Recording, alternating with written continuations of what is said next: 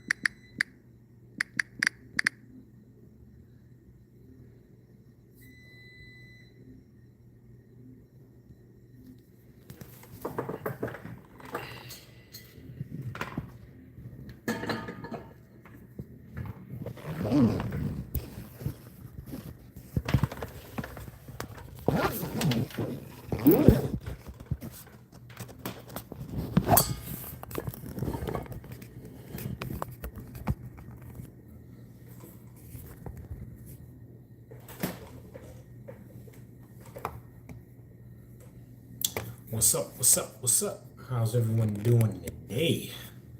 Here in the US of A, with the players play all day.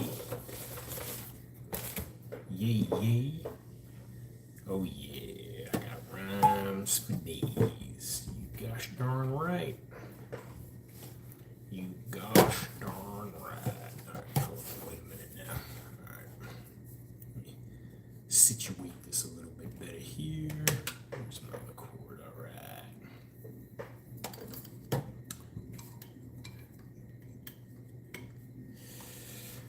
Okay, okay, okay, okay, okay, okay, okay, okay, okay, okay, okay.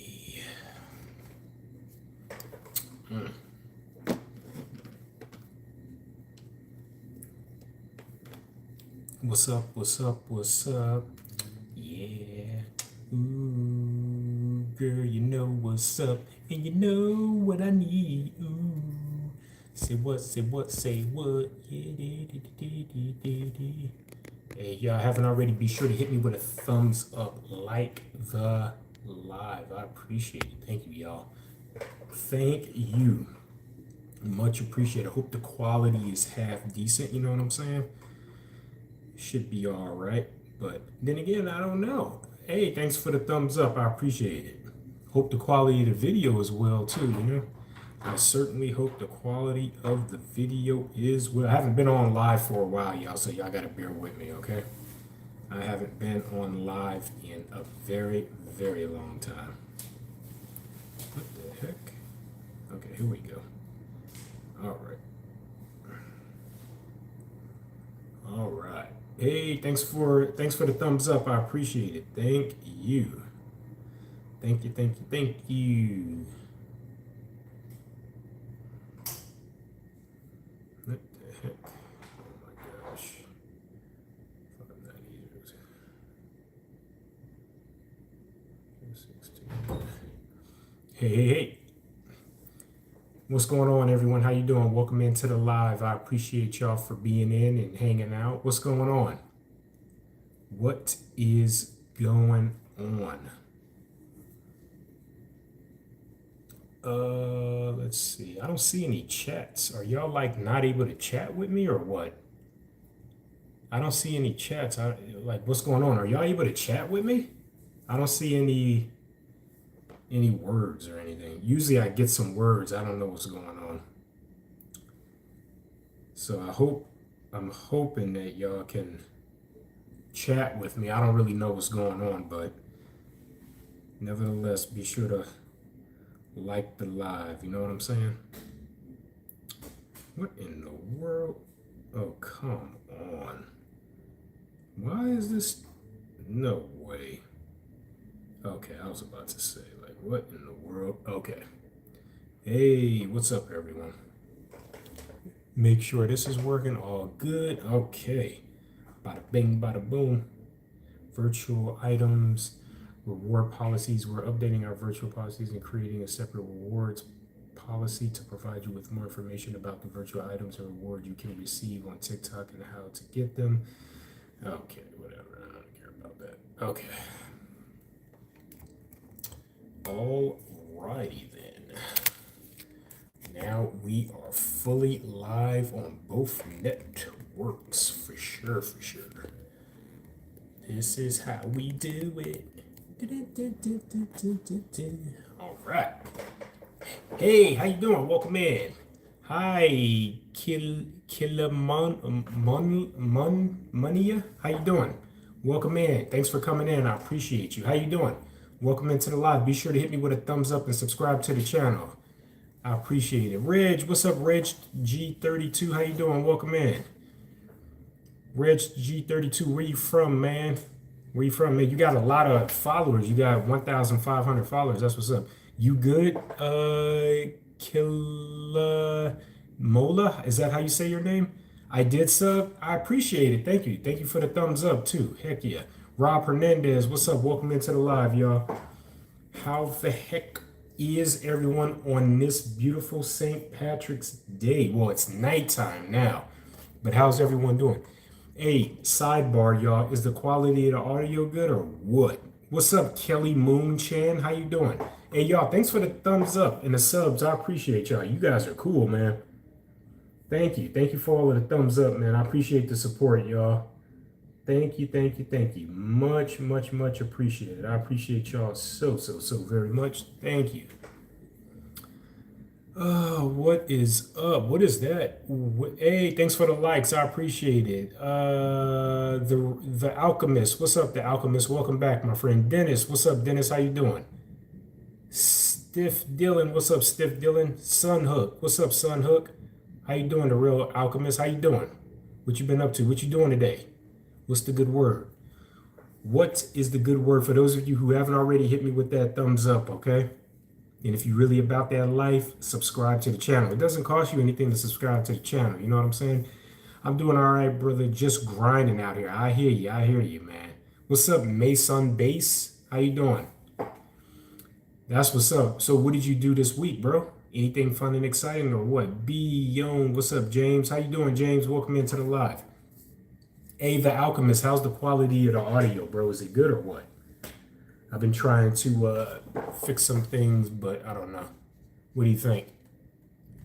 Is it a little bit better now? It's too bright, huh? What do you think? Maybe like right there or what? I don't know. I do not know what the heck is going on. All right, we're going. First, we're going to hit you with a mute, and then we're going to hit you with a block. All right. Cool. It's okay. That's what's up. Hell yeah. Absolutely. Absolutely. What's up, Jay? How you doing? Welcome in. Kraz, what's up, Kraz? What's up, Jay? How you doing, man? Where you from? Where you from, Jay? What's the good word? How's everyone doing tonight? Anything fun and exciting going on? Been doing some cybersecurity stuff lately, trying to do some security operations center blue team. Nice, nice. Yeah, I was doing some red team stuff for a little bit. Jay, what's up? You in South Carolina, JC? That's what's up. The Alchemist, woke, work. That's what's up. Hell yeah, just working, huh? You got to, man. You got to hustle. You got to be on that grind, bro. Yeah, I've been trying to look into other stuff to do to earn some extra cash, too, on the side. Because I like extra cash, you know? Sometimes people might think that it's a waste of time. Not me. So one of the things that I'm looking to do on the side that a lot of people kind of forget about is just, you know, doing little things like being a process server or something, you know? You can earn a couple of $100 just by doing that real quick. I'm from the East Side Playboys. That's what's up. East Side where? How hard is it to rezone from Riz? Are you begin able to build? It just depends on your jurisdiction and what sort of bureaucracy you have to deal with within your local regulatory agencies. Every city, every county every town is different with respect to how they manage that. Is it expensive? It can potentially be expensive and probably more lengthy than anything. And especially if you're trying to rezone, I mean, a lot of that requires like hearings and all of that. You have to submit a shit ton of paperwork, and it's not guaranteed. My older brother has a crib in Cali. He keeps wanting me to pull up there. Bro, the Alchemist, man, you got to come out here, bro. Cali is where the dreams happen, bro. I think deep down inside, you know that, bro. You know deep down inside, California is where the dreams happen, bro. You know that. But Seattle is home low key. Man, Seattle ain't got nothing on Cali, though, man. Cali is where everything is happening. Spud Monkey, what up in Sac and Friends has almost 2 acres, and he was wondering how hard is it to plant a second home on it. Well, usually just due to the housing crisis and all of that, it should be relatively, the city should be relatively lenient, especially if he's trying to do like an ADU, an accessory dwelling unit, or a detached accessory dwelling unit. So it just depends.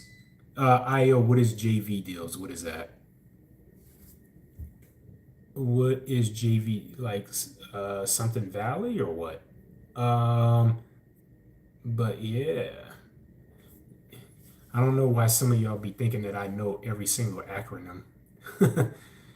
You're the best. No, you're the best, Joey. How you doing, Joey? Thanks for the thumbs up, my friend. Joey, did you hit me with the sub as well?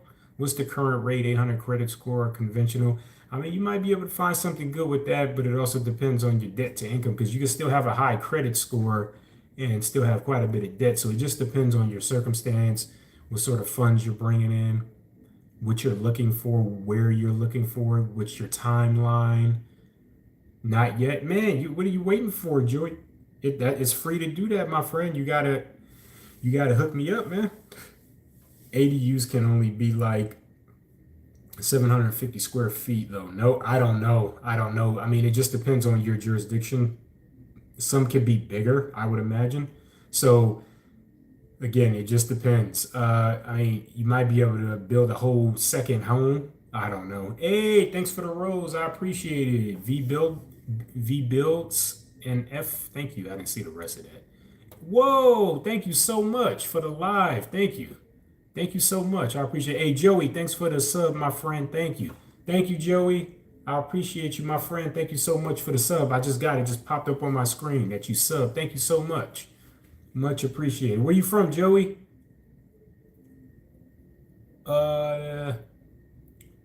Let's see. V Builds and Fixes. Thanks for the follow. Much appreciated. Hey, V Builds and Fixes. Where are you based out of, my friend? How is DSCR? DSCR, debt service coverage ratio loans are great options, my friend. You need 20% down. Gabe, thanks for the follow, Gabe. Much appreciated. You need 20% down, and with that, you should be able to, do some good stuff. And in some instances, you could get up to a 10 unit dwelling with a DSCR. A lot of times people think that you're only limited to like a 4 unit dwelling. That's not the case. You can get up to a 10 unit dwelling with a DSCR loan. You're welcome, Shelby. Nice. That's what's up.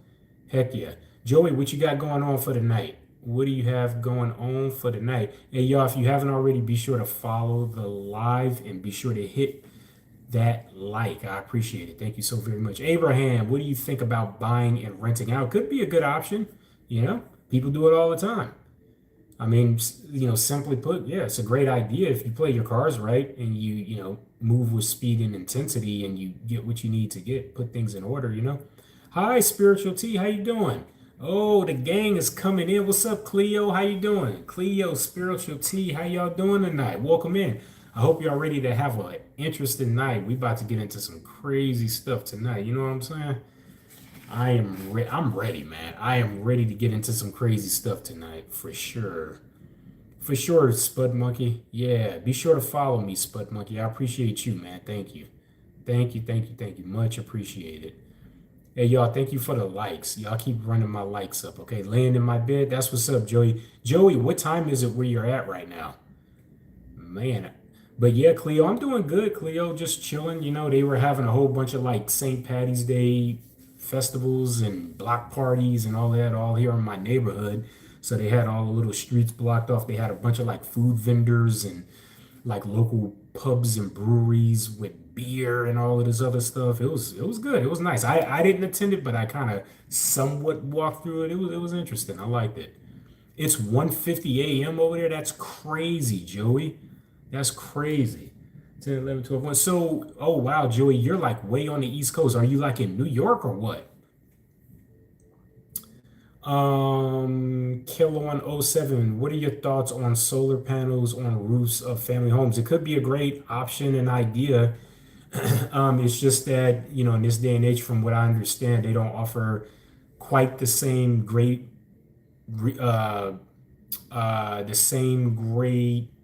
like benefits and promotions as they did before, but you could still, really reap a lot of the benefits of having a solar system on your roof.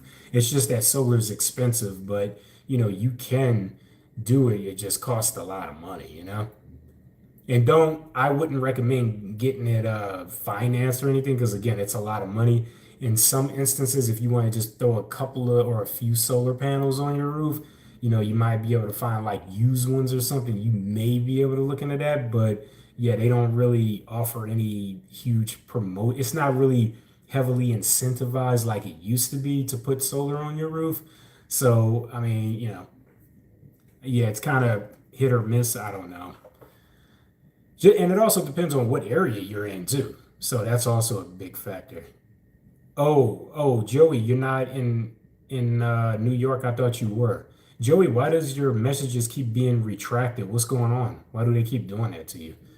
They keep saying message retracted. Is that you doing that, Joey, or is that the tubes doing that to you? What do you think of, let's see, let me do some catching up, y'all. Hang on. Hey, y'all, thanks for liking the live. Thank you so much, Spiritual T, for liking the live. Thank you. The J Man, don't they drill holes in your roof too? Probably. I mean, I'm sure they would have to do something like that. At least in Arizona it is. Yeah, perhaps. I wouldn't be surprised. Arizona is a very sunny state, so I would imagine that there may be some promotions and benefits, some state-specific benefits that you could take advantage of with solar. Squirry Gammy, what's the happiest day of your life? The happiest day of my life was probably the day my son was born. In the long run, it's worth it, y'all? Yeah, in the long run, it could potentially be worth it. Yeah.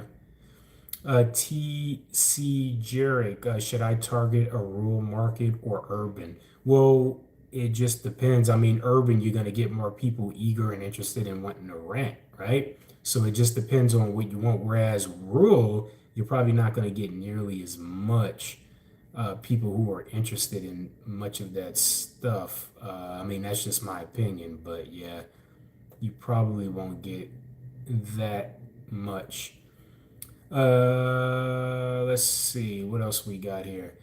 Um, it is good to take out a home equity loan to upgrade my home.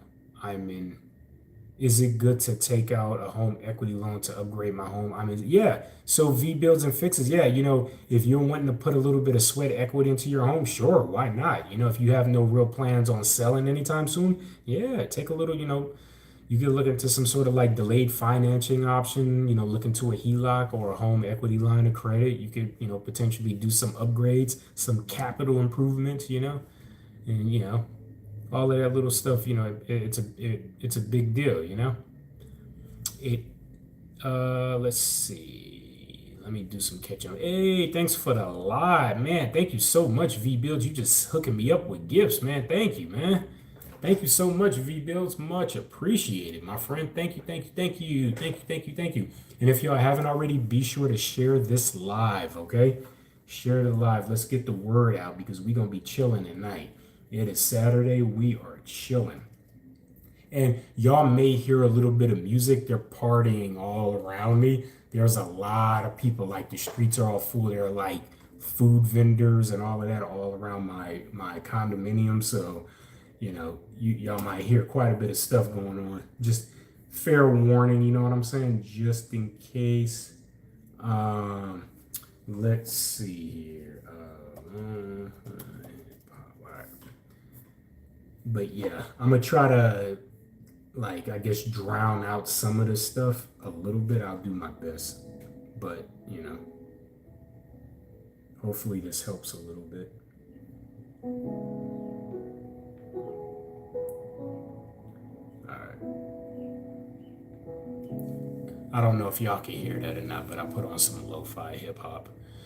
All right. Handling the paperwork in escrow instead of a full commission. What do you mean by that? Ash, what income do you need for a $1 million home with 20% down? Well, you're gonna need the 20% down first. So you're gonna, if you're looking for $1 million home, you're gonna need about like 200K, and then you're gonna need. I usually tell people to have at least 4 to 5% for closing costs because things tend to come up. More than likely, it's probably not going to cost that much, but it's good to have at least that much available. And then you want to have about 2.5 to 3% available for buyer agent concessions. So in other words, you have to pay the buyer agent, your buyer agent brokerage you have to pay 2.5 to 3% usually, or whatever they're charging you for buyer agent services. So, depending on what you work out, it could be 2.5%, it could be 3%, 3.5%. I don't know, but there's a full range. So, yeah. Spiritual tea, doing good. All right, sounds like fun. Absolutely, yeah. It's a good time. It is a good time.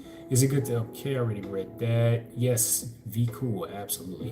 What's the best way to get funding for a down payment on a quad residential unit? I'm 17. Save up your money and you could get a conventional loan for that. Or you could do a FHA. You could get any 2 to 4 unit dwelling with a FHA. You just need at least a 580 credit score. Of course, they're going to do the whole debt to income thing. And yeah, you just need to put down 5%. If it's a duplex, you may be able to get away with putting down 3.5%, but typically any 2 to 4 unit dwellings using the FHA loan program, you have to put down 5%. I'm a broker in Florida. Well, welcome in, David Cardoza. I appreciate you for coming in, man. Heck yeah, I appreciate it. All right, let me go. Hey, Steven, thank you so much for the follow. I appreciate it. Did you have any food at the food trucks? Nah, I was worried I was gonna have the bubble guts, I didn't want that, It would have been a rumble in the jungle. Steven, thank you so much, my friend. You in the Bay Area? Where in the Bay Area are you, Steven? Website sources method for finding cheap plots of land and building. Steven, if you're looking for cheap land in California, you can look into Santa Margarita, California. No kidding. Santa Margarita, California, you can buy 2.5 to 3 acres of land out there for $6,000. I kid you not. And some been on the market for a while. You may be able to buy like 2.5 to 3 acres for like 5,000. But yeah, check it out. Check it out. Pure to Pressure, welcome in. Thanks for the follow. I appreciate it. Thank you so very much. I have 400K invested in a property, but it has. I seen what you did there. You almost got me. I almost read that.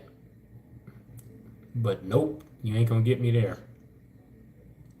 The only reason why is because I've seen people say stuff like that before. Rich, thanks for the follow. I appreciate it. Do you think I would be able to find a home in the Bay Area, including Walnut Creek, Antioch, for five? Yeah, for as long as you're, reasonable and realistic for what you can afford.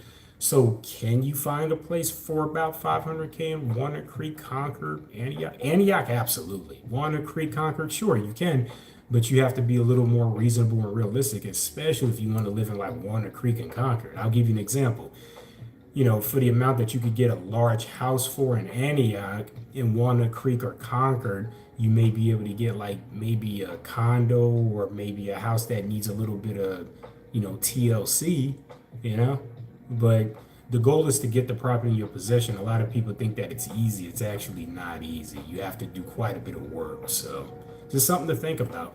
Definitely something to think about. I appreciate y'all for being here so far. Let's see what else we got here.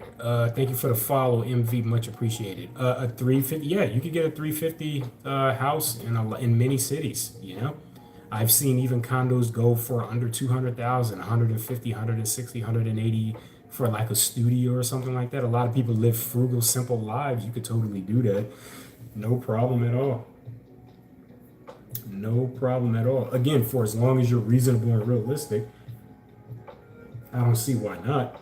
But don't think you're gonna be, you're gonna be getting a house in like Atherton, you know, with like 350K. That ain't gonna happen. When the average price for a home out there is like 25 or no 15 million, you know? Like no kidding, a house that'll cost like between 2 to 400,000 to build will go for like 15 to 18 million in Atherton. So, again, location is always key and critical. Pleasanton, I actually had a place, well, not me, but I was hosting a home on the market. It was a condo in Pleasanton. It was nice, but I think it already went under contract. Um, yeah. Ty says, so I'm 20 years old and getting my license. How do I stand out and getting clients starting out? Ty, I mean, you just gotta, it's gonna take a lot of work, my friend. I mean, you're gonna have to go to, okay, so here's a few things you want to avoid like the plague, okay? Avoid cold calling, avoid wholesalers, okay? Avoid dealing with wholesalers in any capacity, okay? Because they're gonna, you know, bombard you with calls and promising you the world and promise that you the possibility of making all this money and all. Don't deal with wholesalers. You're going to set yourself up for failure. And don't get involved with cold calling because you could potentially get yourself into a lot of trouble with that too. um you know Especially if you're in California, just prioritize open house community events. And I'm just going to be honest, some of your first clients that are going to deal with you directly are probably going to be family members, friends, close associates, folks like that, people within your most inner orbit. So, for example, a lot of the people that were my first clients, people that I served with, my friends, my family, people like that. And then once I started to get a little more experience, then other folks started to come in. I started to meet folks at open house, community events, and I actually get quite a bit of leads from my website. So Nick said, could I just buy 2 to 3 acres in a Bay Area now just to have it for later in life? Yeah, you can if you're willing to put the money up for it. Yeah, I mean, there is several acres of land in the Bay Area. Sure, absolutely. Can you buy a house under an LLC? Yes, you can. Diego, I'm looking for a single family home in Fresno, Clovis area. Diego, let's do it. Let's try to get you something. I service the Central Valley if that's what you're interested in, my friend. Thank you. Me and my mom's combined income about 200K. Okay, she got approved for 5. Nice. We looking. Hey, chilling. Yeah, chilling like a villain. Yeah, hit me up if you need representation. Let me know. Let's see what we can do for you. If you and your mom are planning to be dual or co-owners of a property, let's see what we can find for you. Now, sidebar, folks, listen. I have a triplex in the city of Alameda. So for those of you who are interested, check it out.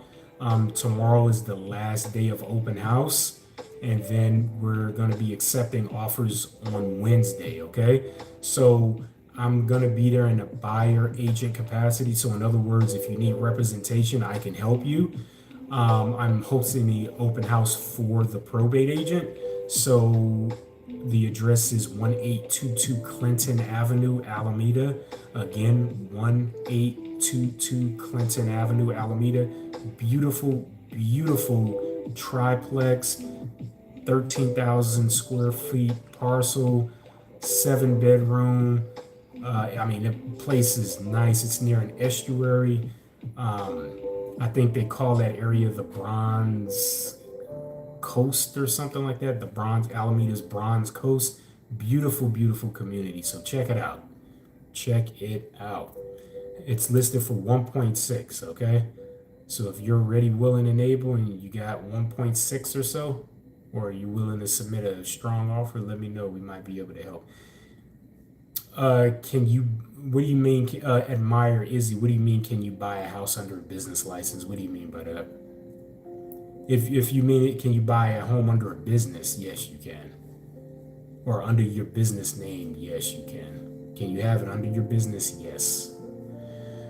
Would you buy a 24 unit apartment building that clears 8K a month by putting 700K down? It's perhaps I have to look at more comps and other factors, but just, perhaps, especially if you're putting down 700K, because I look at it like this, even having that 700K in the bank in the high yield savings account, you're not going to be making nearly as much. I mean, you're going to be making a decent amount, but it ain't going to be 700K. So, or even more. So, you would be making a decent enough amount of money. But again, there's so many other factors at play when considering that. So it just depends. It just depends. Diego said making 48 a year, credit 756 right now. I'm in desperate need of buying a house. Do you think I can buy? Yes, you can, Diego. But Diego, you have to be reasonable and realistic, my friend. If you're making about 50 grand a year, can you buy something? Yes, but just because you make what you make, you're limited. You won't be able to buy an expensive home. You have to buy a home in an affordable area that fits your price range. So just because you have good credit and you make about 50 grand a year, you have to focus on certain homes where you can qualify for. Let's see. Yep, you got it. Chilling like a villain. 1822 Clinton Avenue, Alameda. You got it, my friend. That is it. That is it. When apps like Zillow are asking if I'm looking to buy or rent, which do I pick? I mean, what are you trying to do, chilling like a villain? Are you looking to buy or rent? And no different than them, if you're looking to buy something, they'll just match you with an agent, or you could just work with someone like me if you're genuine and you're ready, willing, and able. You're ready to just hit effort and just be like, you know what, I'm going to do it. You can work with a licensed agent like me, because that's ultimately what they're going to do, is just match you with a licensed agent. And basically they'll just sell the referral. So, you will reach out to them and be like, oh, I'm looking to buy a place. And then they'll be like, oh, what agent is, willing to pay for this lead? And then they'll just sell the lead to them. So, long story short, that's pretty much how it works. So how do I take advantage of new builders deals combined with grants? It just depends, but I mean, you can take advantage of new builds, because new builds, I mean, they could offer, hugely discounted interest rates. Sometimes they may even cover your down payment, a lot of hugely beneficial things. What do you think about wholesaling, Dominic? I don't work with wholesalers in any capacity, my friend. Absolutely not. Let's see. I know you're going to say anytime is a good time, but honestly, as far as world events and economics, well, there's always going to be something happening. But since there is something happening and people are waiting because everyone is fearful, now might be a good time for you to secure something. There's never going to be a perfect time to buy, because when the economy gets good, what's going to happen? Everyone is going to flock to the market looking to buy something. So then you think you're being priced out of the market now, or you think things are difficult now because of worldly events and all of this other stuff, rising oil costs, oil taxes, all this other stuff. Look, think of this as an opportunity to buy something. Let's see. If I buy, does that mean purchasing the whole property for under 500K, or selecting a home to rent monthly? I'm not sure what you mean by that, chilling like a villain.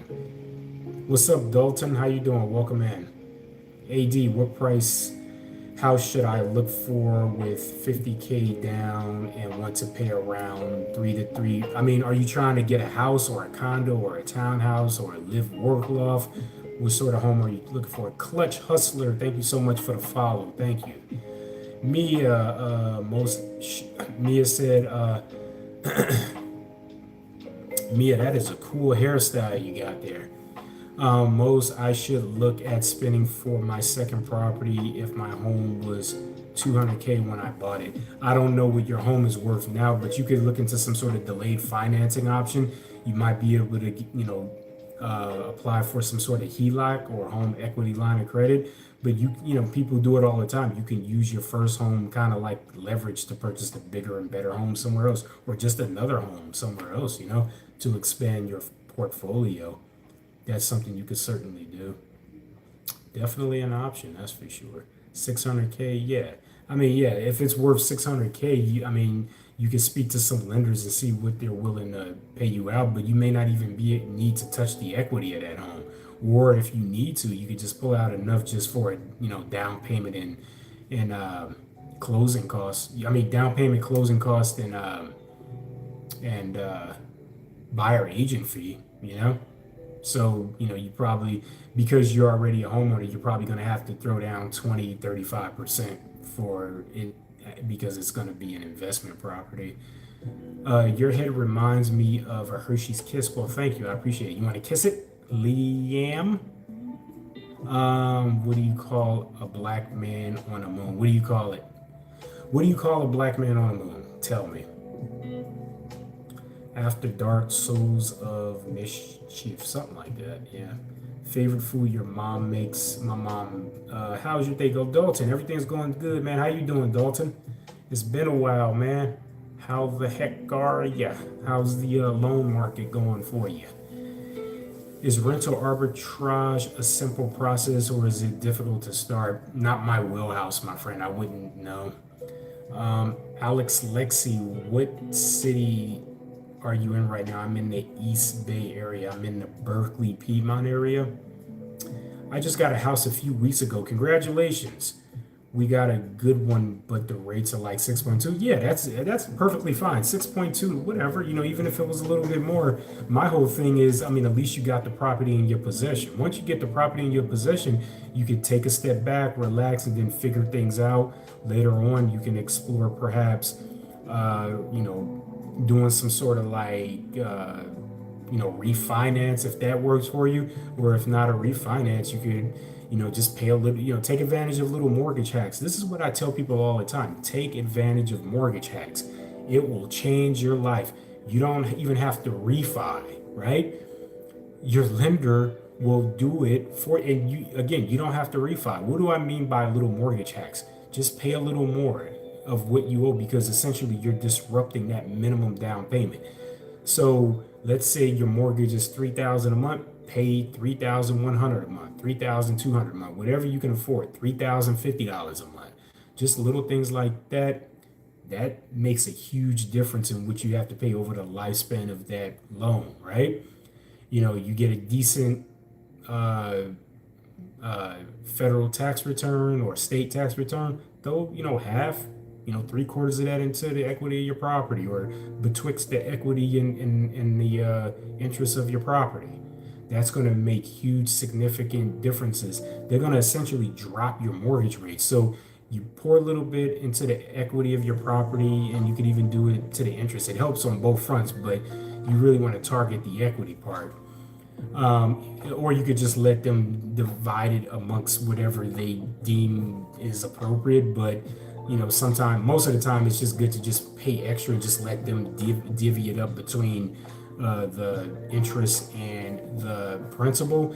And then just after a while, just reach out to them and request for a mortgage recast, Just request for a mortgage recast. It will change your life. Something else you can do too is, instead of paying your mortgage once a month, pay it every other week, right? So if your mortgage is $3,000 a month, pay $1,500 every other week, because at the end of the year, you would have made one extra payment. And guess what? That one extra payment, that extra money will go into the principal, into the interest of what's owed. And little things like that, I kid you not, that makes a huge difference in the long run. You will save a fortune doing little things like that. Absolutely, Espinoza. Absolutely. Thank you so much, my friend. Thank you. If y'all haven't already, be sure to follow. Absolutely. Seeking Sunshine, once you get under contract, how long is it until closing usually? Seeking Sunshine, usually it's about 30 days. It shouldn't take no more than 30 days.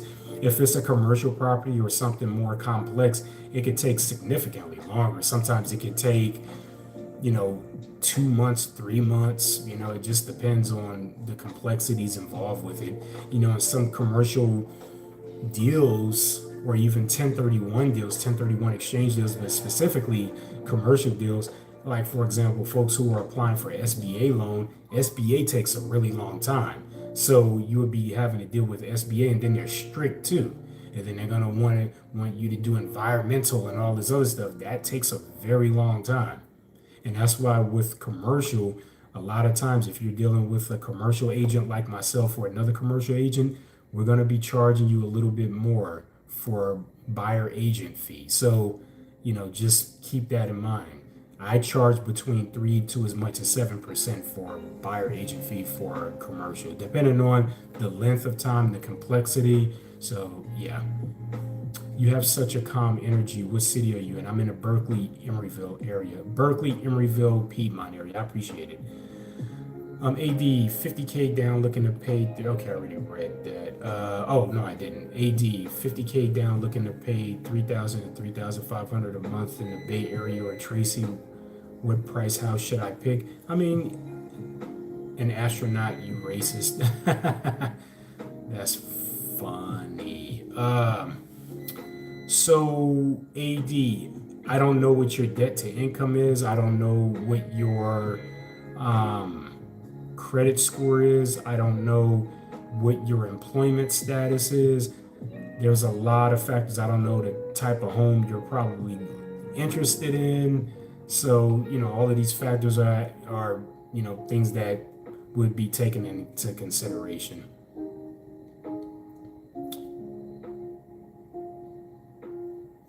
I bought a townhome for 4K in Sacramento. Nice.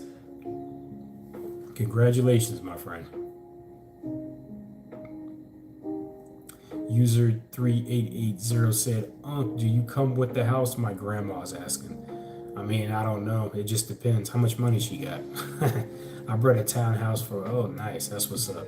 Absolutely. Great advice. Yeah, for sure, for sure. The Loveinator, about a month give it take. Secret Sunshine. Okay. I already read all that.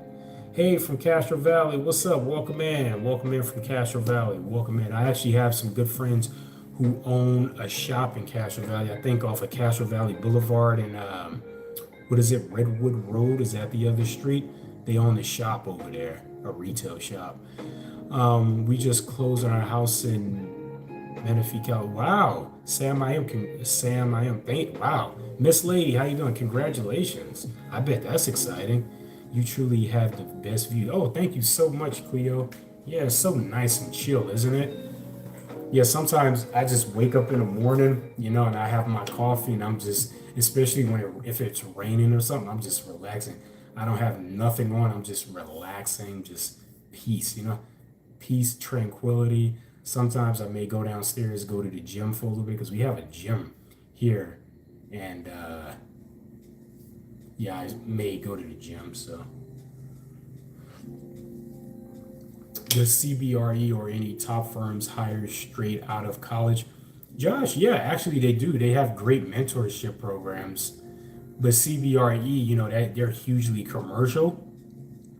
So if you're interested, make sure you have, I would highly recommend a degree in STEM, science, technology, engineering, mathematics. Usually they kind of, I mean, in the end, if you express serious interest and you're kind of working in in a capacity like an apprentice or something like that, I mean, they may be willing to help you out. But usually, if you want to really stand out, you want to get something in the STEM field, like degree wise, be it you go into a local JC or CC or a university. So, accounting, finance, taxation, data analytics, things like that,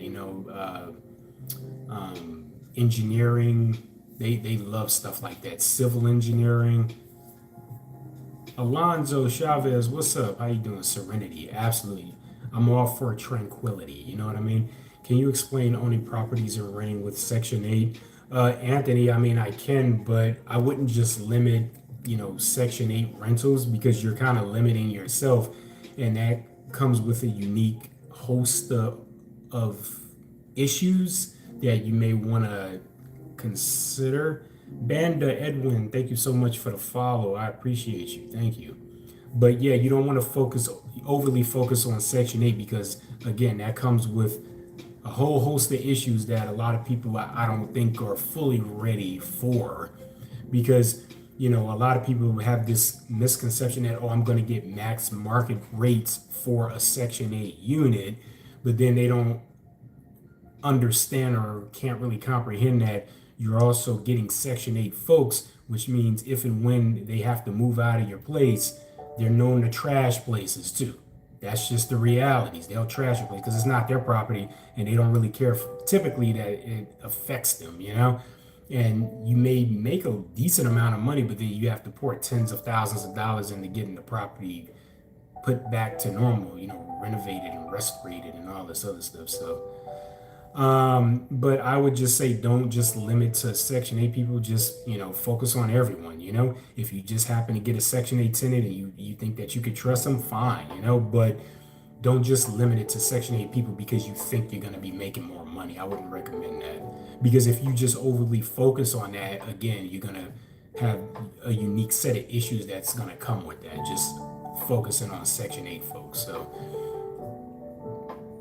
oh, Keegan, yeah, for sure. I appreciate it. Thank you. Yeah, he's a funny guy. Key and Pill. Are you PE? What is PE? Nikolai, what is that? What is PE?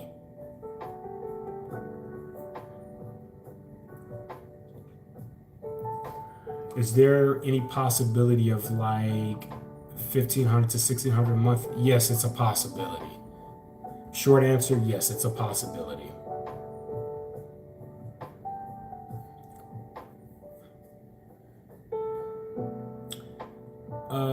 Let's see what else we got here. I thought okay, private equity.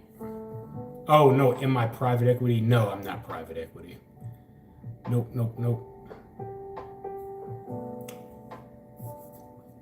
Yeah, I'm bad with acronyms. It can mean a whole host of things. Yeah. It just depends on what genre you're talking about. I didn't get my Series 7 yet, you know what I mean? I'm working on my CPA, but I didn't get a Series 7 yet due to Securities Exchange Commission. I ain't ready for that yet. I'm not even ready for a CPA, and a CPA is significantly more difficult than the Series 7, but yeah. How soon can I buy a house after I buy an Airbnb house? I'm not sure. What do you mean by that? Parlay all day. What do you mean? All right. So to clarify, are you saying you want to buy a home to Airbnb and then buy a home for yourself? Is that what you're asking? I think that's what you're asking. Buy a home for Airbnb and then a home for yourself. But folks, if you're looking to get a home for like Airbnb, Vrbo, CrashPad, whatever, I mean, you can. But that also comes with a unique set of things that you have to work out and make sure that you have in place. Because we're living in an era where there's squatters and all of that. Now, statistically, the likelihood of you encountering a squatter is slim to none. It's like a smidget fraction of a percentage, but you want to have things in place to protect yourself. Now, I've helped people, get rid of squatters and all of this other stuff because in the state of California, I'm a private investigator. I'm a licensed private investigator. So that's some of the things that I do. So yeah, you want to like basically do put things in place to kind of protect yourself if you're going the route of Airbnb or Vrbo or CrashPad or something like that. What's the weirdest house I sold? The weirdest house I sold.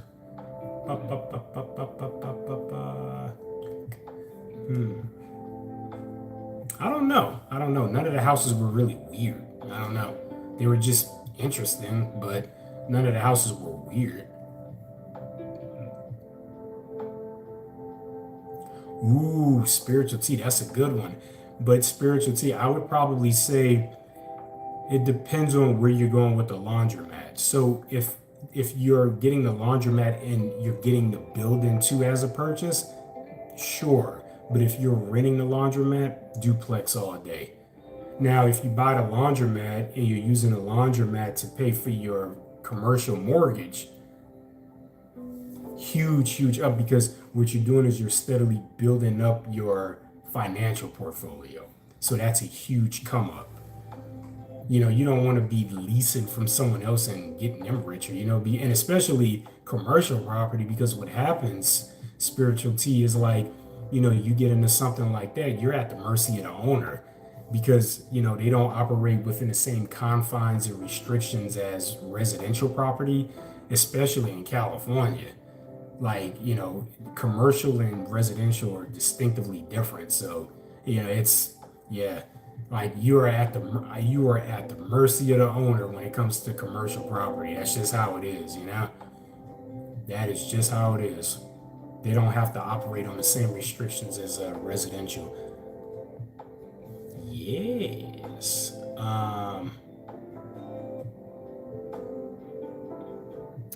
Nikolai. Nicole Ea, is that how you say it? Tell homie the biggest advantage in the beginning is owner occupied.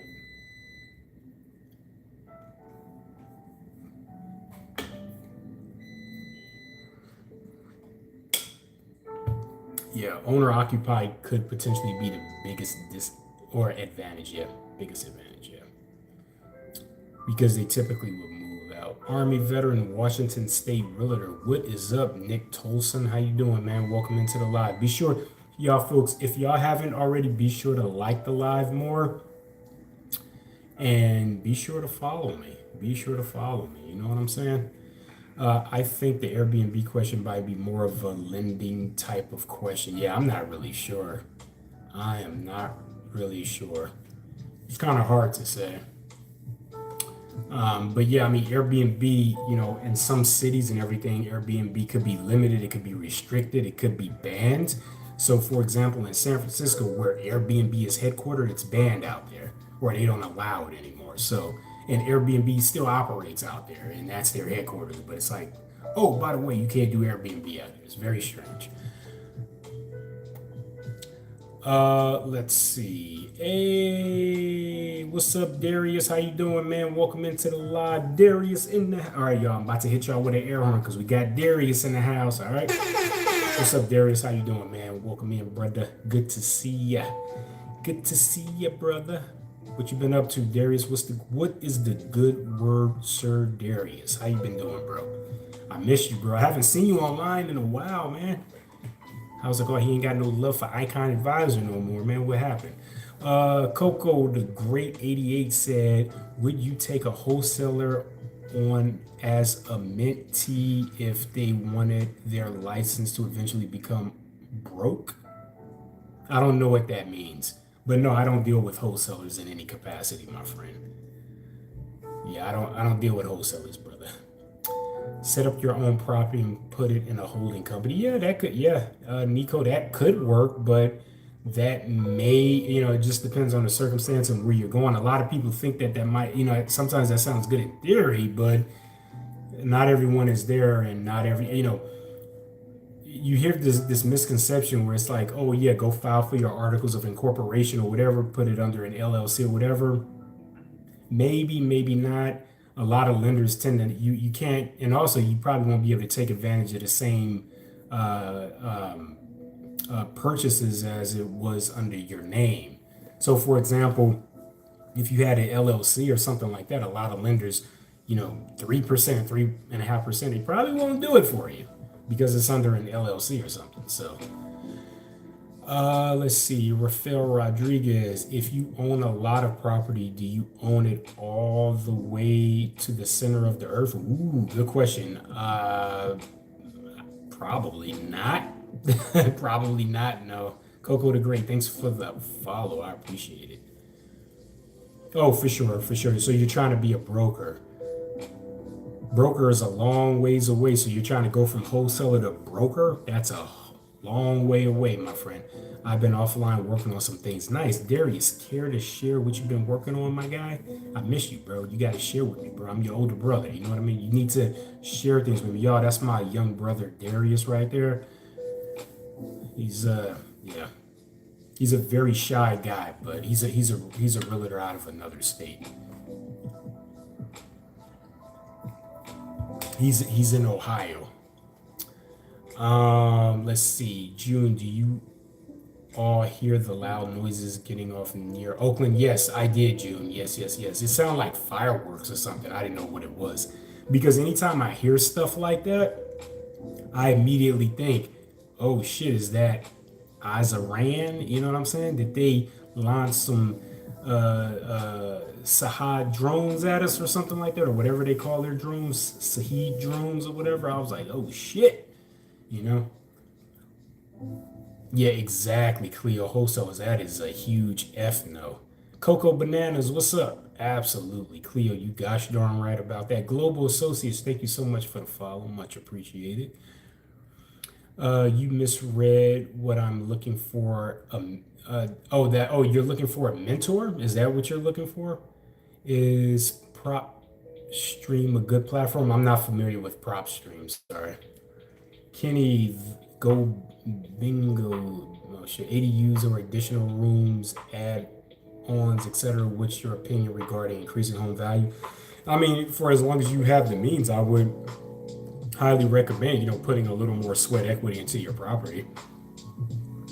And I would also add this little caveat too, is you want to make sure that whatever you add, make sure that it's, to bring a little more validity just to your home profile. Make sure that you apply for permits, do things the right way, have a paper trail, try to get things FHA approved, VA approved, would a VA loan accept this? Would FHA accept this?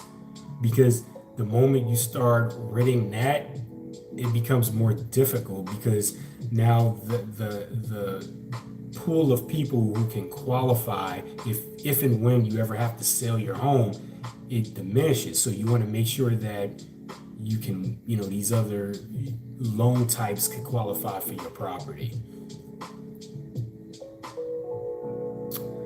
Let's see. Yeah, but it's a tax write-off, even if not, it's 3%. Yeah. You do not own it to the center of the earth. Yeah, exactly. Yeah, kind of like the movie The Core. Have y'all seen the movie The Core, where they had to go back down to the core to restart it? Such a silly movie. It had who was in there, like DJ Quills and all of those other actors. Can I buy a house, rent it to myself, then make passive income? Sure, why not? Yeah, you can do that. You're 5'12". That's what's up. 5'12". I'm gonna start saying that to people. I'm gonna be like, I'm 5'15". They'll be like 5'15". I'm like 5'15". That's how tall I am. 5'15".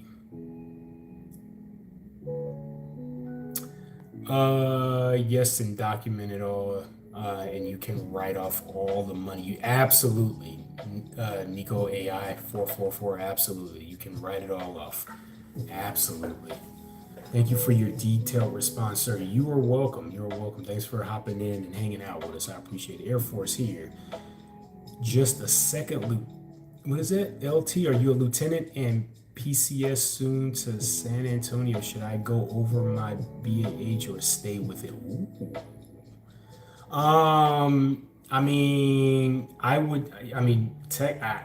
Okay, so you should be able to apply for a VA loan. So you would have to go to the va.gov website, create a profile, and you should be able to generate your certificate of eligibility. And then if you're trying to use BAH to pay for your mortgage, you could potentially do that. Yeah, you could do that. You would have to do certain things, but yeah, you could do that. You should be able to. Yeah, I don't see why not. I do not see why not. Yeah, exactly. Cleo, 6'3". Absolutely.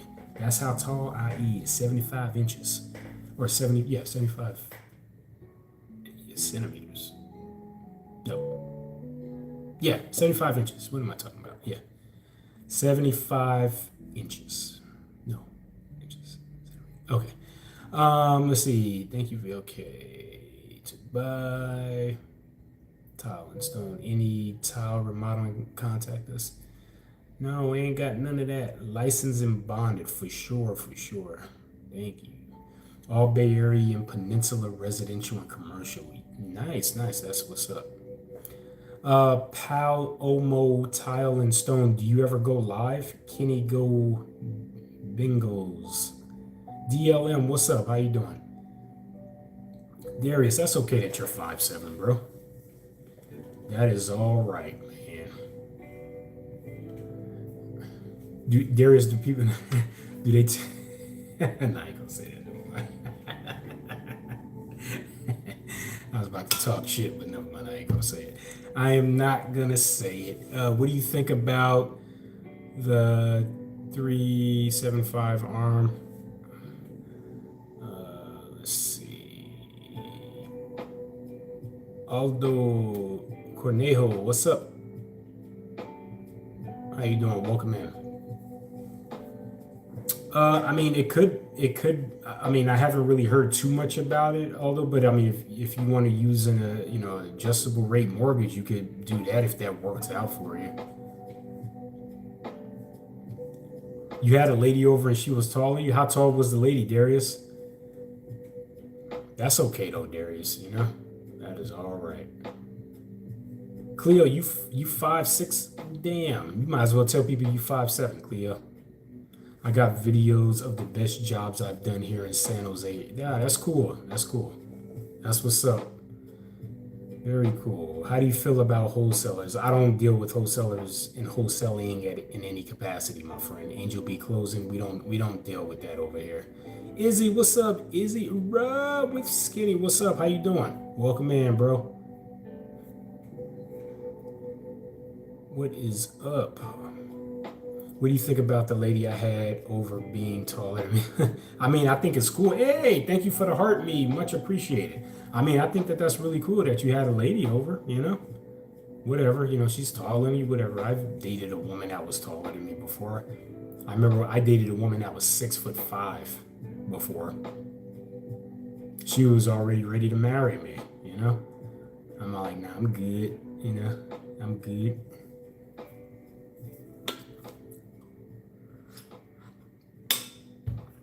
And literally, when I say dated, we literally went on a date. That was it, or a couple of dates. Harrison, thanks again for the heart, me. I appreciate it. Thank you. Thank you. Join us and we bring you a lot of help. What sort of help do you bring, brother?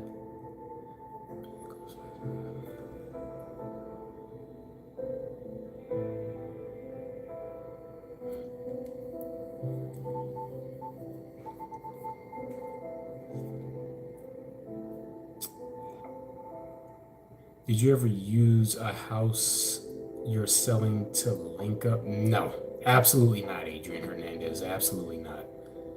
VA loans. Yep, I can totally help you with VA loans, my friend. I can totally help you with that. No problem at all. Cleo, is that for me or is that for someone else? Dating is a stretch. She does, in fact, want to marry me. Darius, you should just go for it. Don't marry her, but just go for it, Just go for it, bro. Take her out, have a little fun, show her a lovely evening, and let her hit you with some loving relations. Nah. Odin, what's up, Odin? How you doing? Can I become remote sales rep for a USA-based company without a license? I'm from India. No, you can't. Every state, like California, New York, all of that, you have to get licensed in that state if you're doing sales in real estate.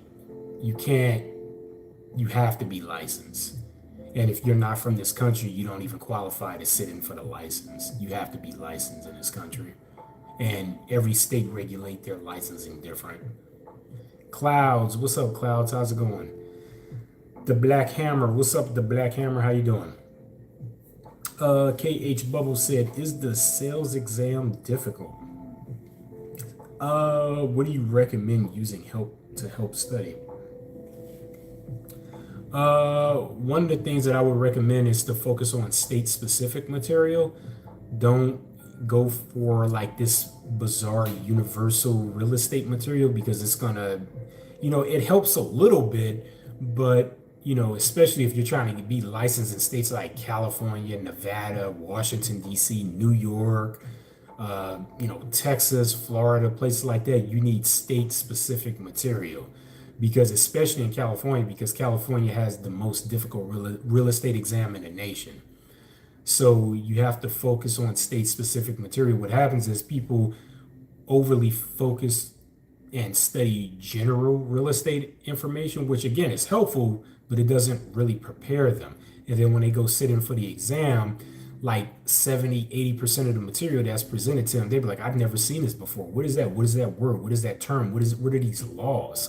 I don't know what that is. And this is how a lot of people fail. So long story short, you want to just focus on state specific material.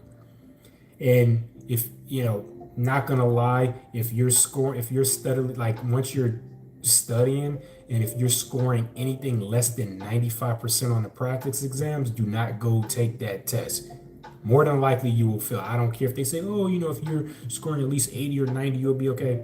You have to always, if you're taking their practice exams for the, material that you pay for to study, if you're scoring less than 95%, I don't care if it's 94.99, don't go take that exam. 95% or higher. I know that sounds crazy. 95, you got lock yourself in a room, That's, every day, like the most difficult things where you're going to probably forget, put it on your wall. Every day when you wake up, that's your Bible, right? Read it all over. Read the definition of it, right? When you wake up, right? Before you go to bed, when you wake up, you should be able to recite it, The exam is very difficult. I know that sounds crazy, but it's very difficult. It's so difficult, in fact, that the state makes so much money off of people. It's such a cash cow for the state. They have their state-specific proctoring centers around California because they make so much money off of it because most people steadily fail the exam. A lot of the other exams, it goes through like PSI or something like that for exams. But with the real estate exam, that's where California makes their bread and butter. They're like, oh yeah. User 99299, what's up? How you doing? I took it in Arizona, passed it on the first. Nice, girly. Good for you. Thank you. Which resource would you recommend for California? There's a lot of them. Just, in Google, just type California real estate material and on the sales page, just make sure that it says, we focus on California material, not just general real estate material. California real estate license, I heard it's way harder than Arizona. And so I think it goes like this. I think the top 5 most difficult license, it's California. The second, for some weird reason, I don't know why, is Nevada. That's like the second most difficult real estate exam in the nation. The third is, I think it was, okay, so it's California, Nevada, and then the third is DC, Washington, DC. The fourth is New York, and I think the fifth is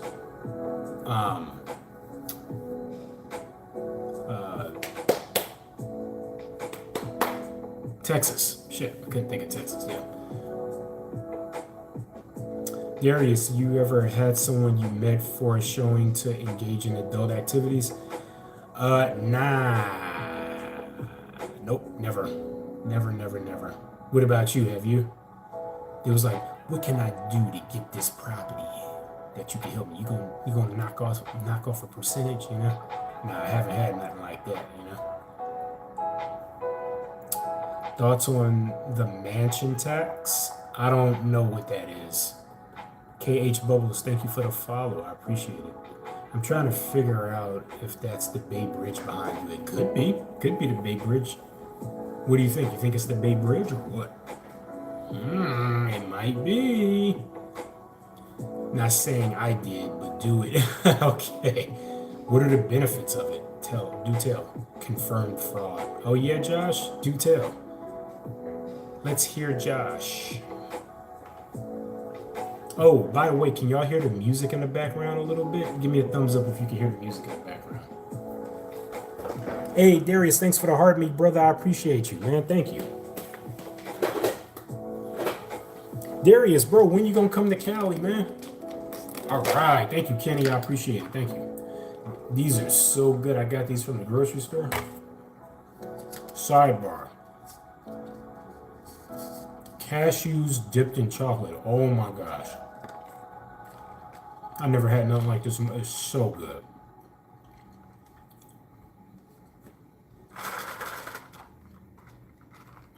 Thank you, everyone. I appreciate it. The Dark Passenger, what's up? Welcome in, brother.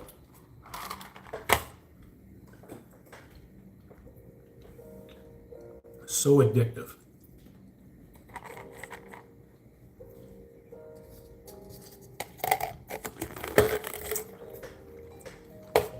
Definitely my guilty pleasure food. BLMPSPZ, thank you for the follow. Zuby, what's up? Girly, welcome back, Girly.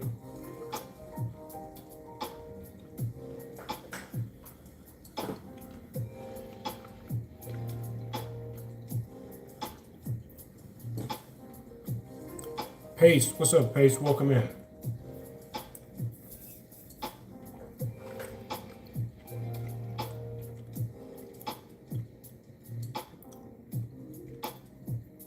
Sawita, thanks for the follow.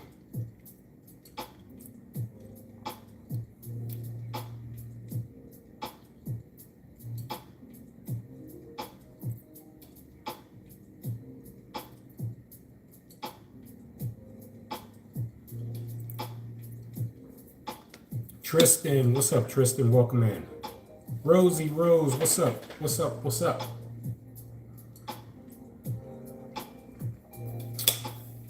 This is my other company right here. I'm intentionally moving it fast so y'all can't see it, but this is my other company right here.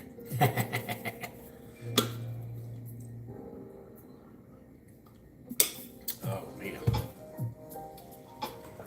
Spooky, what's up, Spooky? How you doing? Welcome in. Did y'all fall asleep on me or what? It is only 11:47 Pacific Standard Time. Did y'all fall asleep on me? Wake up. Wakey, wakey, lemon shaky. What's up, everyone? How you doing? Welcome in. Welcome in. Welcome in. So right now, what I'm doing is I'm looking up another property that I hosted a little while ago. I'm curious to see who purchased it. 2:47 Eastern Standard Time. What's up, Heather? Welcome in. Darius, what you doing up so late anyway, bro? Heather, where you from? Flamey the First, where you from?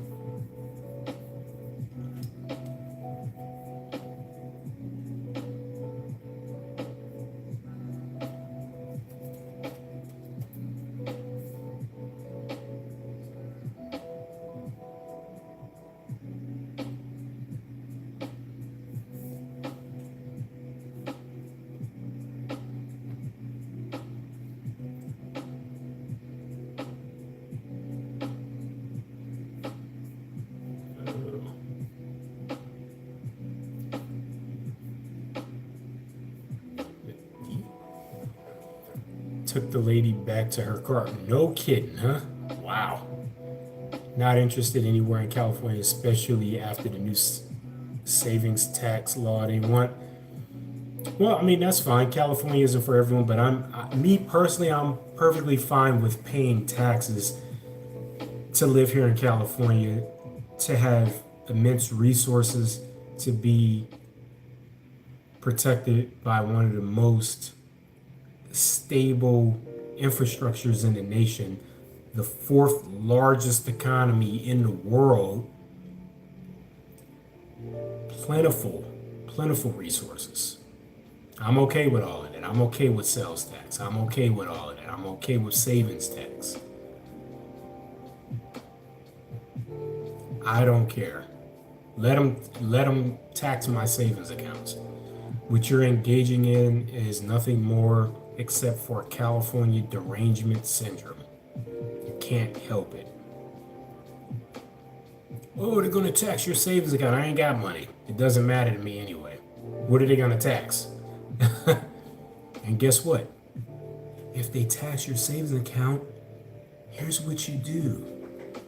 Instead of putting your money in savings, looking to put it in like a, you could put it in like one of those tech savings accounts. I forget what they're called. Like, yeah, whatever. Like Wealthfront or something like that. My cousins bought a house in Southern Virginia for around $750. Should he pay it off or refinance it, bro? I don't know what his circumstances is. I don't know if it's more advantageous. I don't know what his circumstances is. I would need more details behind it. I put money into ammo. There you go. Well, put your money into ammo. Hopefully you can eat that. But it's still not ever going to be enough.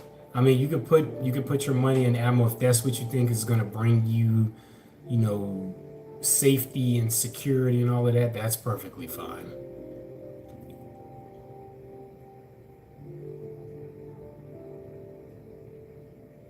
We will eat the rich. I don't even know what that means.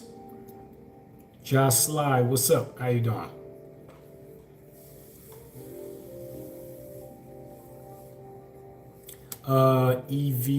ELV Con. Daisy, what's up?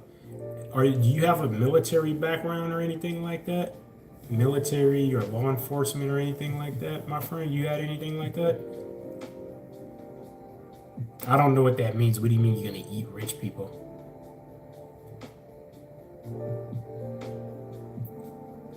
How can the Bay Area what? How can the Bay Area build more houses? I hear there's scarcity. Well, yeah, I mean, there's a bit of a housing crisis, yo. There's not enough homes, so yeah. Yeah, exactly. Eat pizza. There you go.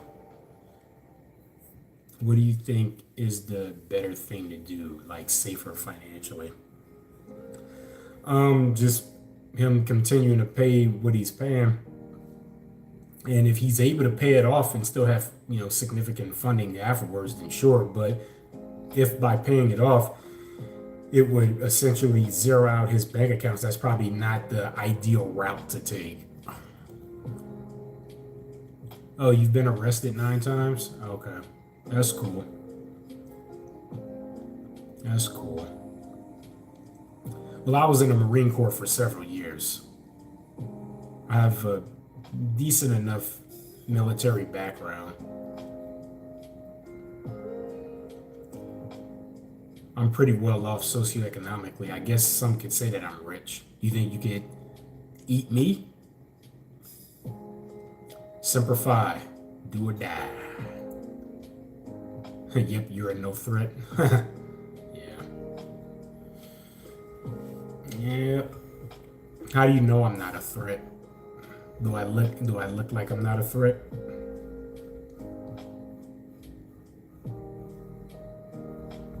Because you're black. Okay. Because I'm a black. Yeah.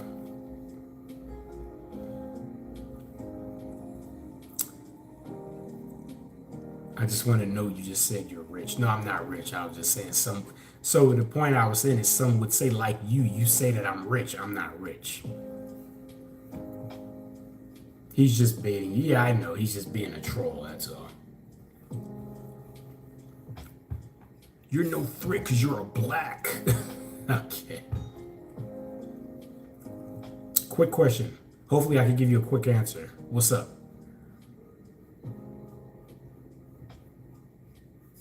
Zum, what's up, Zum? Welcome in.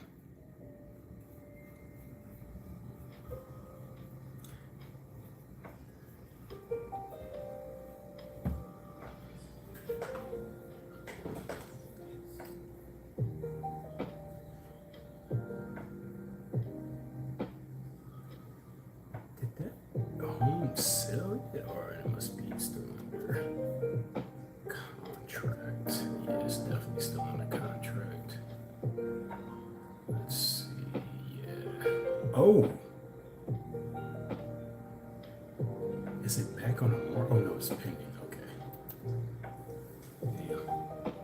I do not flip homes in the area. No, I'm not a house flipper. I am not a house flipper.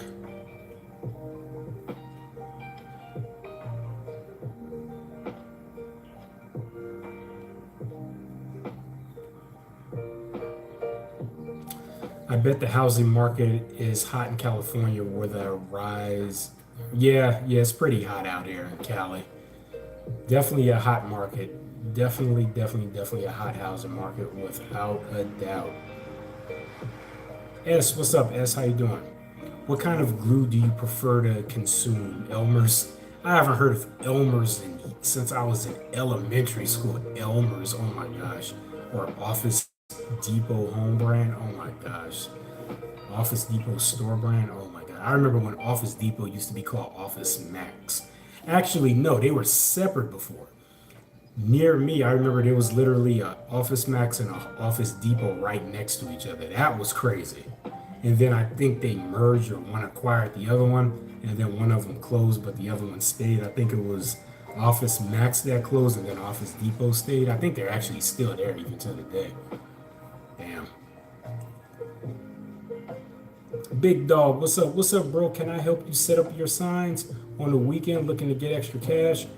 Where are you at? Where are you based out of? Actually, ironically, I just got back from setting up some signs, but maybe I actually may need that. So perhaps, I don't know. Maybe.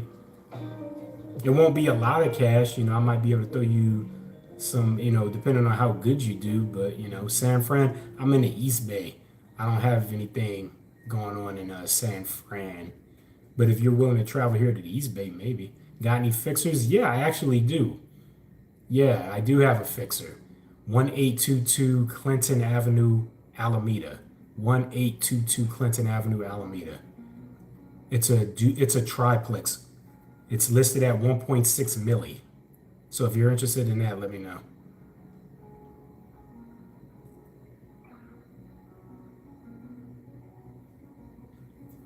Let me know.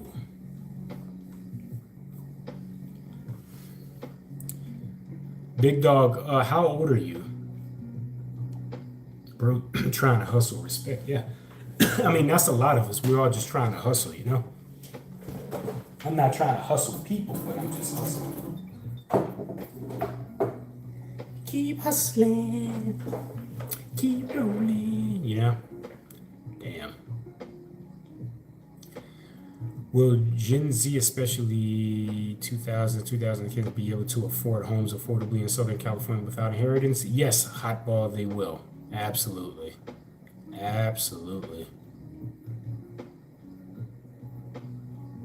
Bay Area. What's up, Daily Free Plays? How you doing? Welcome in.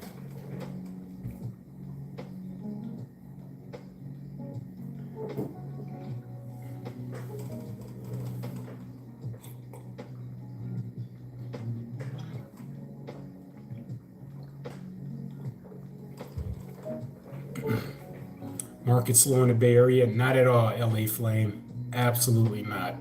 On the contrary, it's really hot out here. I'm 26 years old for sure. So Big Dog, what else do you do? What else do you do on the side? Like, do you have like another job, like a full-time job or a part-time job?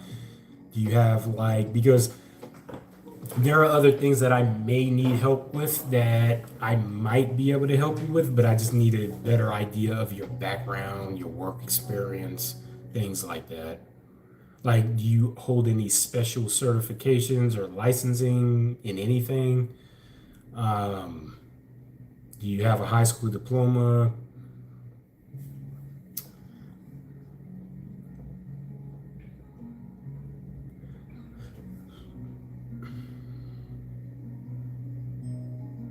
Anything off market?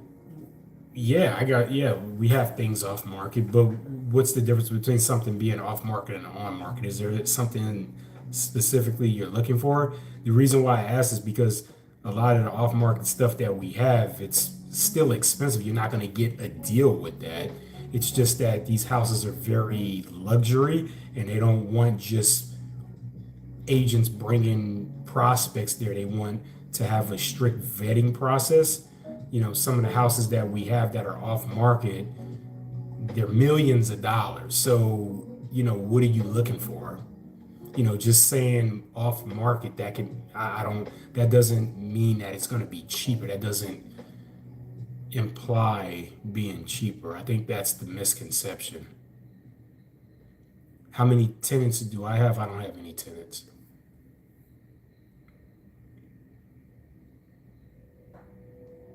I'm good, bro. And you? I'm doing good. Daily free plays. Welcome in.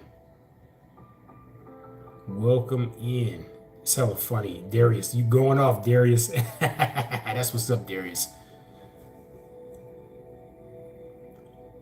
Well, Darius, just, I don't know if, Darius, just know if they annoy you, man, you got mods, so do your thing, It's all good. Advice on HELOC. HELOC is a great option that you can explore too, Is there a math question in the C exam? I don't recall any, but they change it all the time. I don't recall any serious. It might be really basic stuff, but I don't recall any math questions. Yeah, just hide me so I can move on.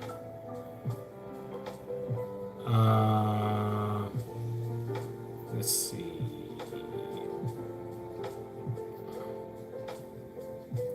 I mainly focus on painting now. I do exterior and interior painting. I have my own scaffold as well. So, Big Dog, are you licensed to provide scaffolding services as well? Do the California Licensing Board, Contractors Licensing Board? Because if you are, I could really, really use you. Like, really, really, really use you if you're licensed for scaffolding. What's your recommendation for us, the younger generation? Everything is getting so expensive. Get a job, a proper job, proper W-2 job. Start off small. Don't think that you're going to start off big. Don't think that you're going to be a social media influencer. Get a job, save. Don't do crazy things. Keep yourself out of trouble. If you have the capacity, go to school. But you should probably prioritize working, saving money, getting some good experience behind you. A lot of people discredit real world work experience, and you probably shouldn't, because it goes a long way. Yes, I work construction painting. I do a lot of remodeling, plumbing. Nice. That's what's up. Hell yeah. Living in California is your first problem. Me, interesting. Is there a state that you would compare that's better than California? Because California is the fourth largest economy in the world, outperforming nations like India, the UK, France. Our population is probably that of Canada, a little more than 40 million. We have the largest population, one of the best infrastructures. Tech, innovation, all of this starts here in California. What are we talking about here? We have some of the best weather in the nation. Midwestern states and all of that, they're being hammered with torrential weather, rains, and, tornadoes and all of this other stuff. Poor infrastructures. Most of the states are, especially like many of the states in the Midwest, are amongst the poorest states in the union. California contributes hundreds of billions of dollars into the financial pot on a yearly basis. What are we talking about here? North Carolina all day. No one cares about California. It could fall off and enough people would care, because guess what? California essentially carries the rest of the U.S.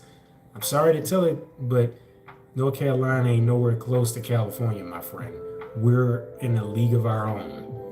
This is why folks like you complain about California, because you don't understand California. What you're doing here, my friend, is nothing more except for California derangement syndrome. I'm going to say that again. California derangement syndrome. You don't even know why you don't like California. Thank you. My heart is very well blessed. Look at the beautiful weather out there. Ohio is better, yeah. Yeah, exactly. What's your opinion on Palisades? Palisades is great. It's near the beach.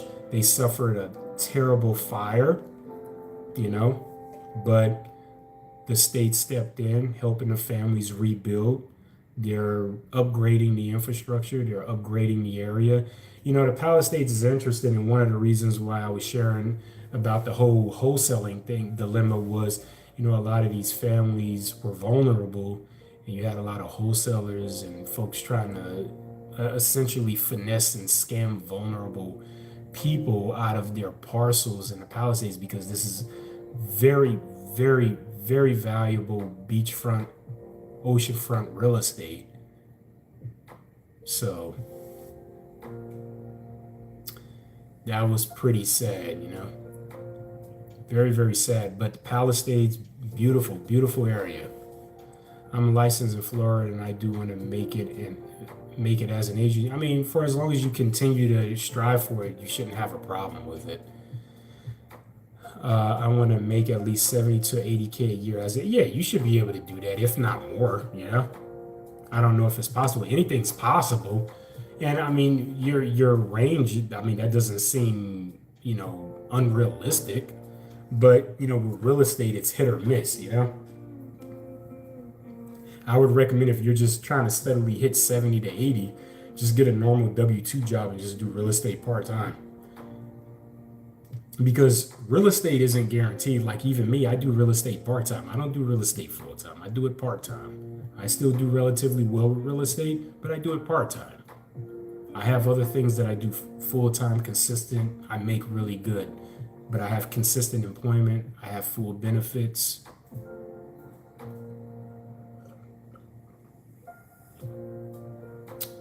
I keep myself busy.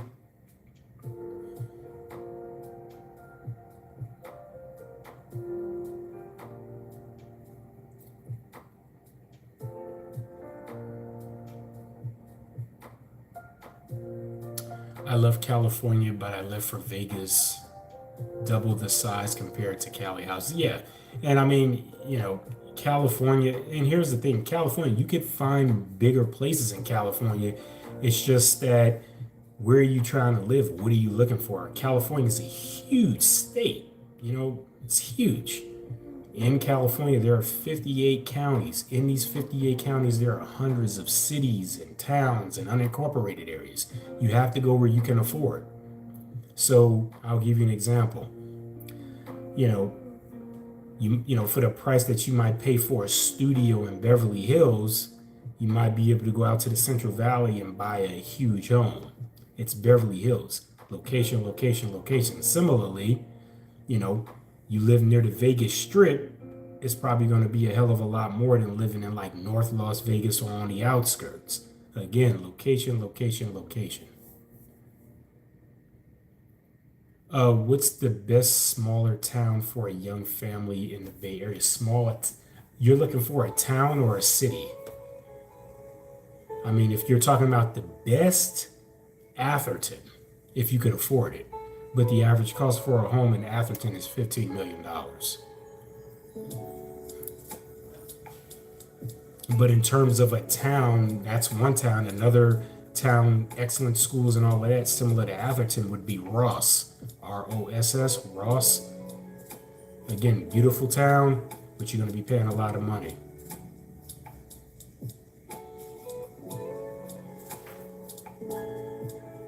There's also Woodland and all of that.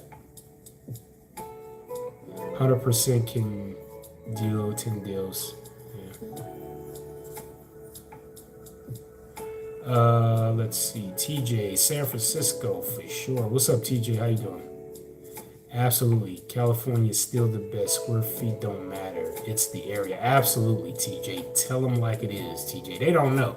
You know, they're like, oh, I got a 30-bedroom home with a helicopter pad, but I'm in the desert. You're like, you're in the desert. You know, I only paid $100,000. You know, it's like, there's nothing around, right?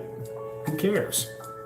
Location, location, location. If that's what you want, that's fine. But TJ, they don't know. You know, they haven't really experienced the beautiful and iconic San Francisco, you know?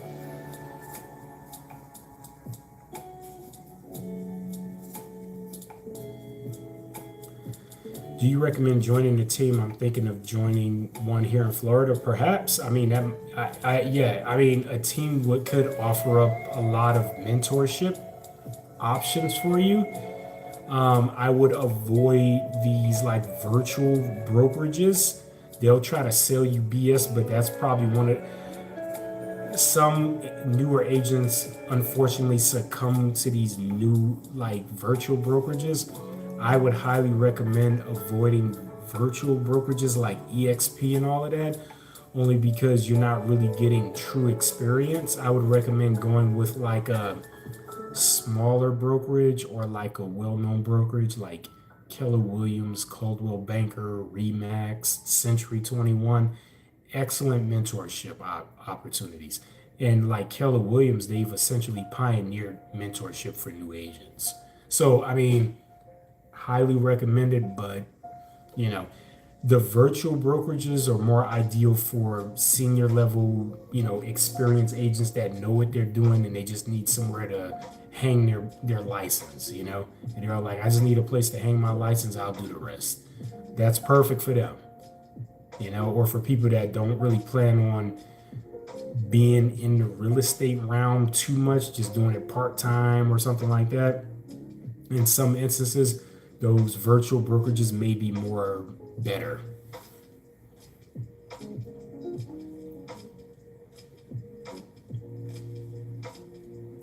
I've lived in LA for 10 years, in the Bay for 9. Nice, nice, nice. Absolutely. Geez, Atherton's so wealthy. Yeah, yeah. I mean, it's a great town. You said, what's the best town? That's the best, but you got to pay for it. But there's where all of the big time tech CEOs live and all of that. Tech founders, tech CEOs, big time, real estate, you know, figureheads and all of that. Tycoons, you got rich people like Steph Curry lives in Atherton, folks like that. So, yeah. Don't go to Oceanside don't go to Oceanside and there was an armed blaster and what was actively burning when I was living there. Okay. I mean, Oceanside is right next to Camp Pendleton. I was stationed over there near Oceanside for a while.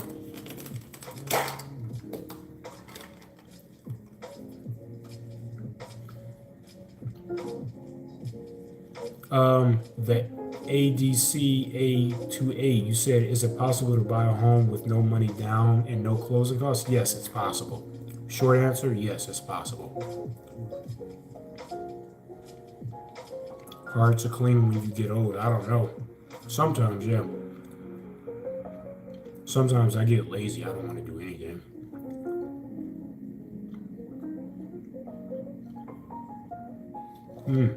Why were you forced to live in Cali? Ari's bizarre adventures.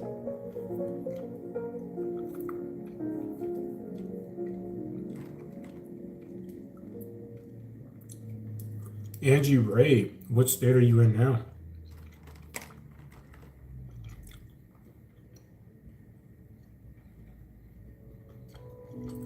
It's still on EXP, tons of coaching and training. I'm sure it is. But the point is, they don't, they offer it, but for new agents, it's not good. Agents need a little more hand holding. Yeah, Remax is great. Remax is really good. They have a lot of senior agents. When you go to Remax, you'll see a lot of like slightly older agents, as well. A lot of those like old school agents, where, they keep like the big books of receipts.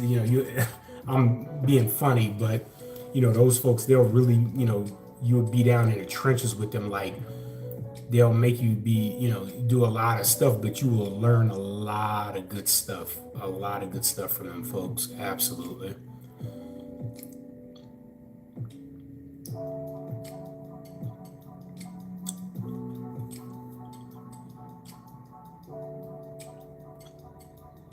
How many houses you sell a month? Not enough, my friend. Not enough. And it's quality, not quantity, my friend. Aaron, what's up, Aaron? I make about 90K to 350K affordable without being house poor. And Aaron, nice, nice. Aaron, you doing really good, AA Ron. You know what I'm saying?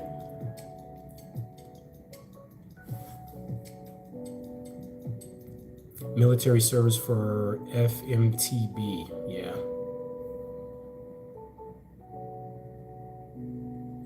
Utah. Nice, nice. So you live in Utah, one of the poorest states of the union. Lack of resources, always steadily having to pull from the federal pot. And you're worried about California taxes when California's bustling with opportunities. Oh, but the taxes. Utah is one of the poorest states of the union. California essentially carries states like Utah. California carries the rest of the U.S. essentially. Utah ain't got resources like that. It's Utah. You know, it's like, oh, the taxes, but then you guys have a failing, terrible infrastructure, terrible weather, terrible conditions. Those are the things that taxes pay for. Terrible schools. Again, these are some of the things that tax pay for, right? Here in California, what else is here? The Silicon Valley, the tech mecca of the world, right? Egg, what's up, Egg? How you doing? If I get closing disclosures on Monday, when can I close? The moment the property is recorded in your name, then hot damn, that place is yours. The moment you get verification that the county recorded your name, woo, once you get that, those keys are yours. Those keys are yours. Once it's recorded, it's all yours. Nothing else matters.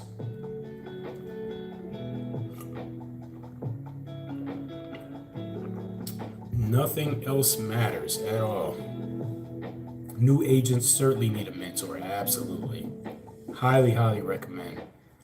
You don't want to just be all out here willy-nilly, you know? I'm racist against Californians. That's okay. Hey, thanks for the rose. I appreciate it. And for those of you that haven't already, be sure to send me a heart me, you know? Hit me up with your daily heart me's, you know? I appreciate it. It's only a penny. I appreciate it. Or hit me with some likes. Be sure to follow. I appreciate it. Thank you.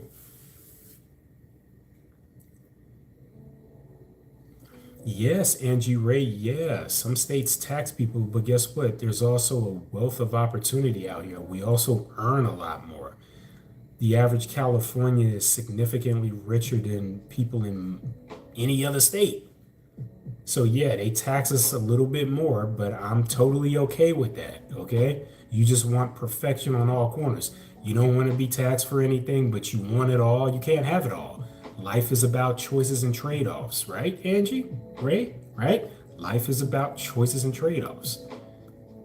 You want a good economy, you want a good infrastructure, you want a lot of great things, you want ample resources. Maybe you don't, I do. This is what I'm paying for, but I also earn more.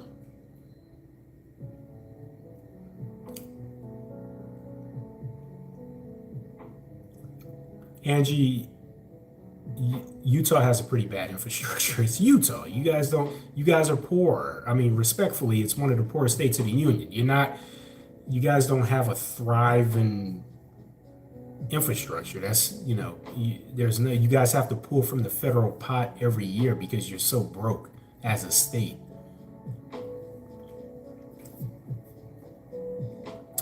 Carly, thanks for the follow. I appreciate it.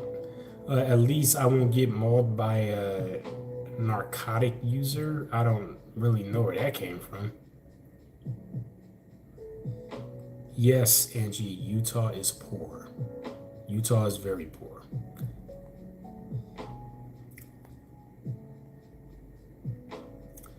Even my mother won't return to her Cali hometown due to the local population. Damn, that sucks.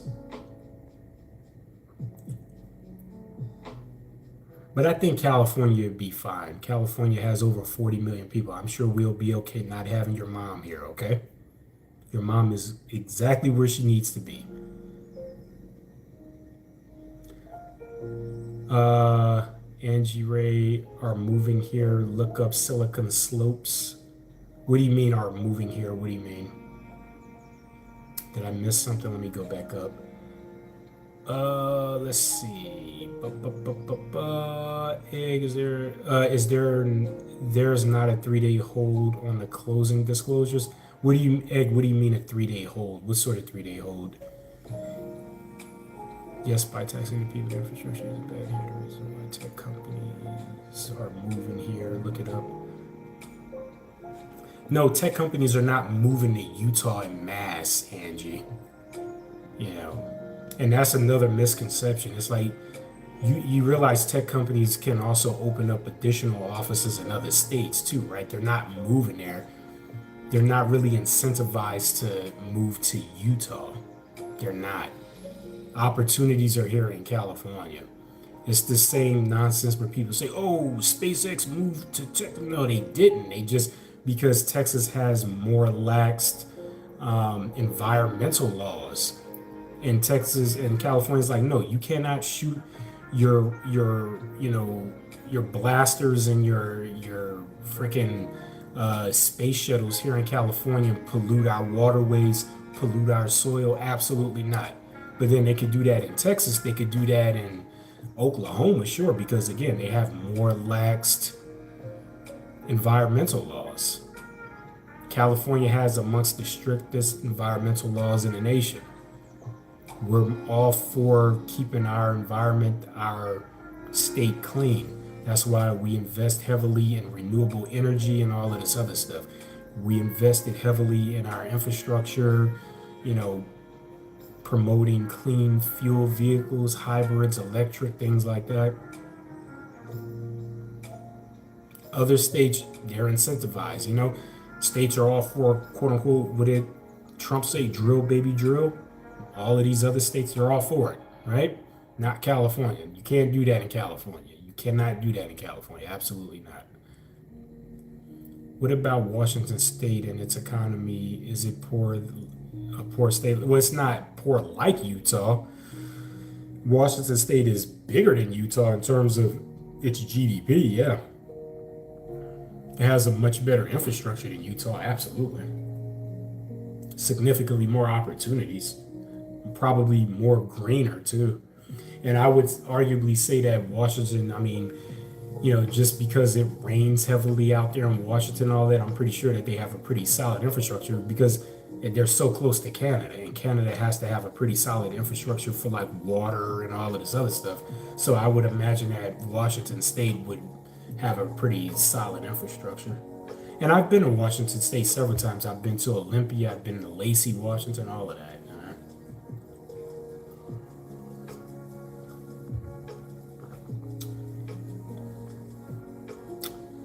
Nate, I want to start, but I don't know how downtown Chicago. What do you want to start, Nate?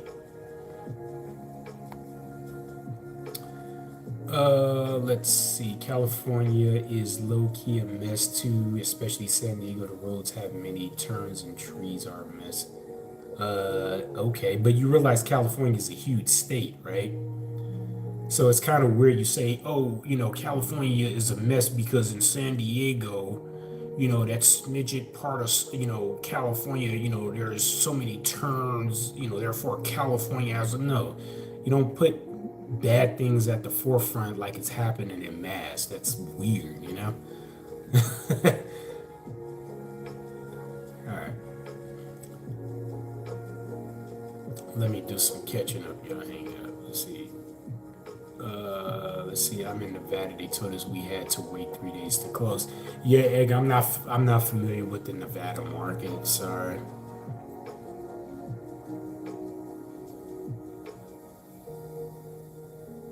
Can I afford a 4-bedroom, 3-bedroom house on in San Bruno, JJ? For 300,000, probably not, JJ. No, not in San Bruno. San Bruno is pretty expensive. San Bruno is pretty expensive, my friend.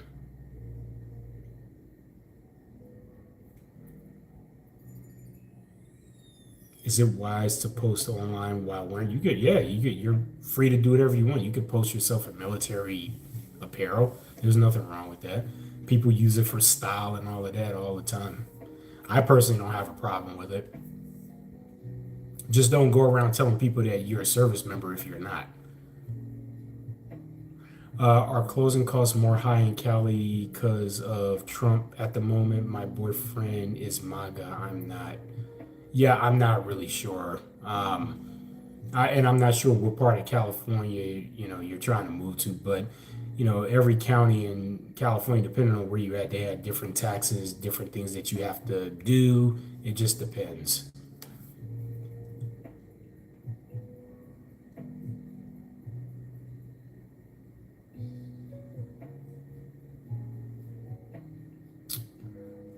Let's see.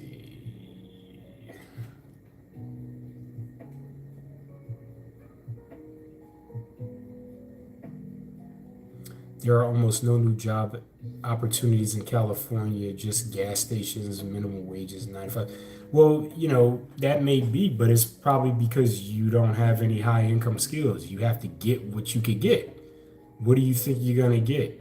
I mean, seriously, what are you expecting? And who owes you a high paying job? You have to get what you could get, my friend. And most people don't have high income skills.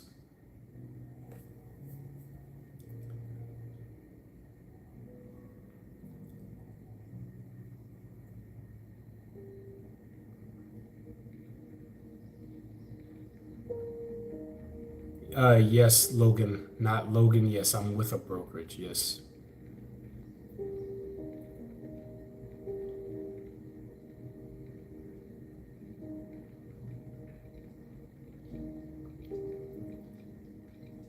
Oops.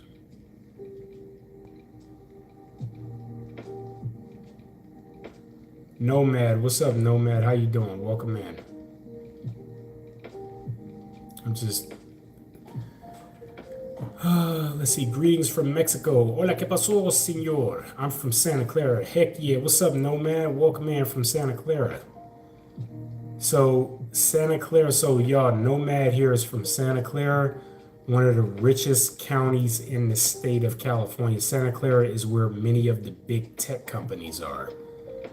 Many of the big trillion-dollar tech companies, NVIDIA, Google, Dell, all of these big tech companies, many of them are in Santa Clara. Apple, all of that. AMD, Marvel chip maker, Seagate, Creative, all of that. Adobe. Thousands of tech companies in Santa Clara County. Thousands. One of the biggest. In fact, Santa Clara County has a bigger GDP than most U.S. states. How about that? With the exception of a few, but that few being like New York, Florida, Texas, things like that. But yeah, Santa Clara County alone in California has a bigger GDP than most U.S. states. Just wait for global warming to do its thing, ladies and gentlemen. I guess, yeah, something like that. Something like that. How would I go about finding my grandma's old house in Oakland? Whoa, do you know the address?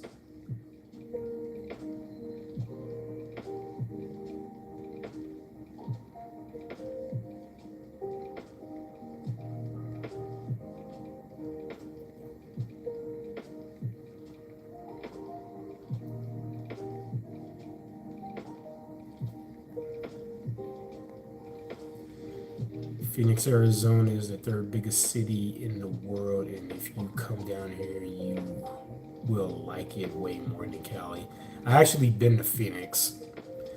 It was hot. Everything was spread out. You need a car to you get around. It's kind of difficult to get to things. Phoenix is, I mean, it's cool there, but it's hot. I don't like hot like that. I like coastal air. I don't like being inland. I don't like inland. I like being near the coast where that fresh Pacific Ocean coastal breeze blows through the city, like San Francisco and Berkeley and Oakland and LA and all of that. You got fresh air coming in near from the sea. It's cool, a little more cool, all of that. I like that. I don't like inland. I don't. But that's just me personally. Everyone have their own likes and dislikes. But no, I mean, beyond that, you know, yeah. I mean, I've been to Arizona.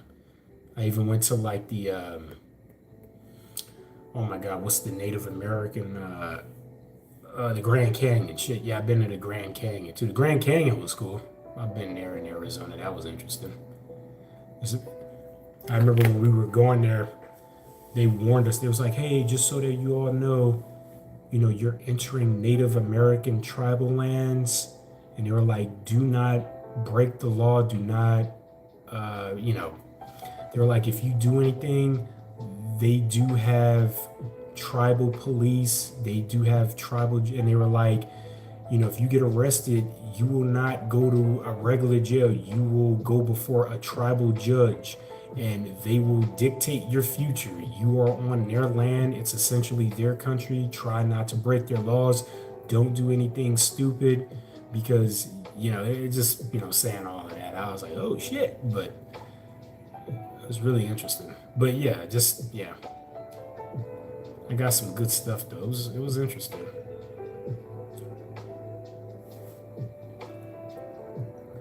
All right, let's see.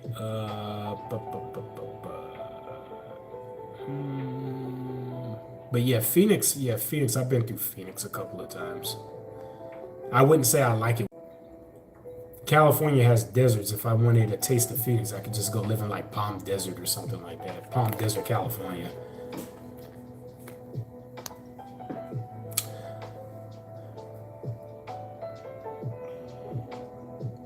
Utah State is generally considered a wealthy state. Is that right? Utah? Okay. And let me guess, you have a prime minister? Not Utah. It's Utah. There's really not much in Utah. Earl, I wish I had your ball. Thank you so much, Earl. I appreciate you, my guy. Thank you.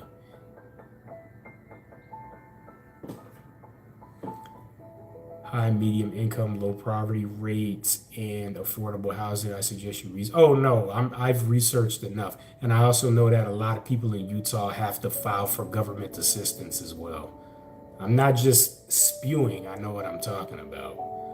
It's one of the poorest states of the union. We know it ain't nowhere near close to California. We know that, and we know that Trump abolished U.S. aid, and states like Utah suffered from that. We do know that a lot of the homes in Utah were made very cheaply, made with like that cheap pressed wood and all that. We do know that you all suffer from terrible weather conditions amongst many other things. We do know all of that.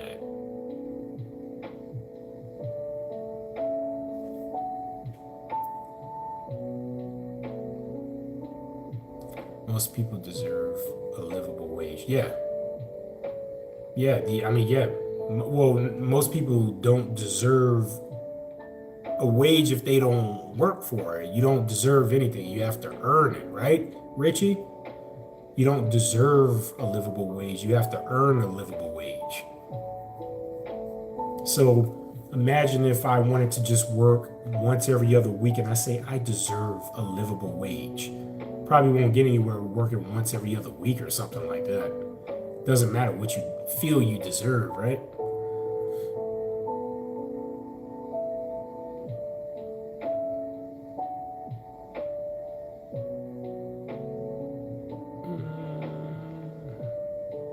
I bought a house with 5% down and houses with 25% down. Nice.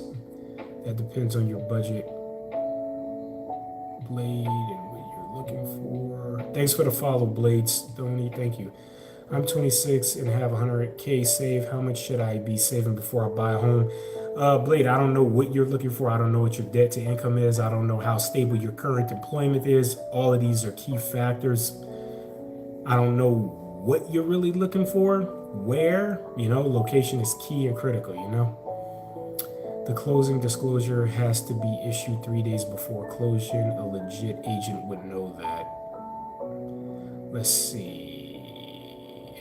I don't think you should live in the most expensive city in the world if you can't afford it. Exactly, Nicholas Tong. Absolutely.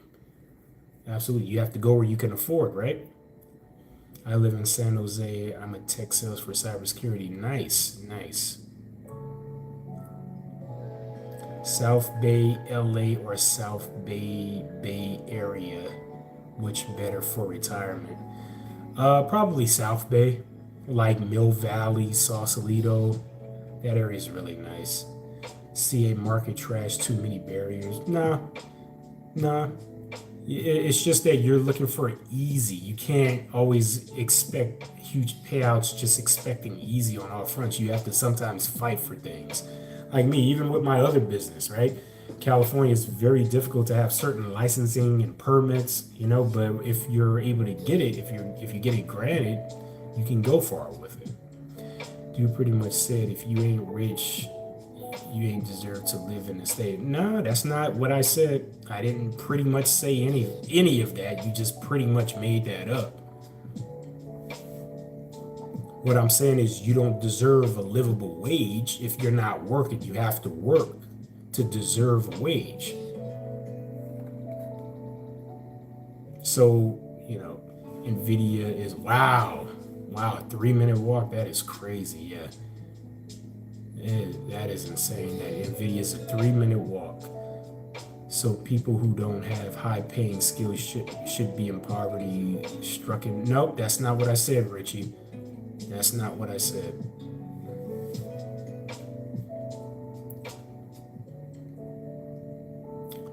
Regardless of high-paying skills, people don't deserve wages. Thanks for the rose. I appreciate it.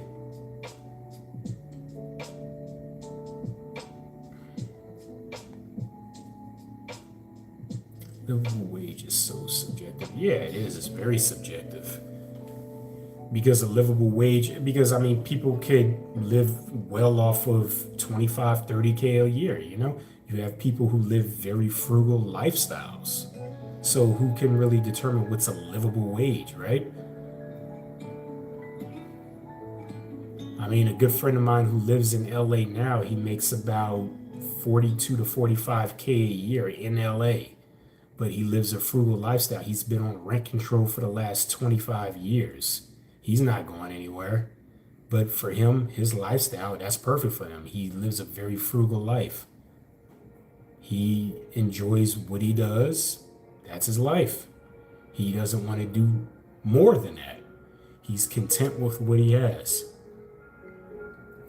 My ex-wife is trying to F me out of my rental house in LA. Can you help me with 1030? Yeah, I could help you with a 1031. Yeah, I do 1031 exchange, no problem. But just know that once we initiate it, you have a certain timeline to find another property if you're trying to avoid capital gains. If I enlist and I have the benefits, what's like the fewest things you could do? Aiken Coca, what do you mean? If you enlist, are you the fewest benefits? I'm not understanding what you're asking. If I enlist and I have the benefits, what's like the fewest things you would do? What do you mean by that? You may have to revise that. I just want to be clear on what I think I'm rating, but I just want to be clear. Yeah, Travis, absolutely. It's like deserve. It's like, no, it's like, what's that saying, Travis? Entitled to everything contributes nothing. It's like, no, you don't deserve anything. It's like you have to work for it.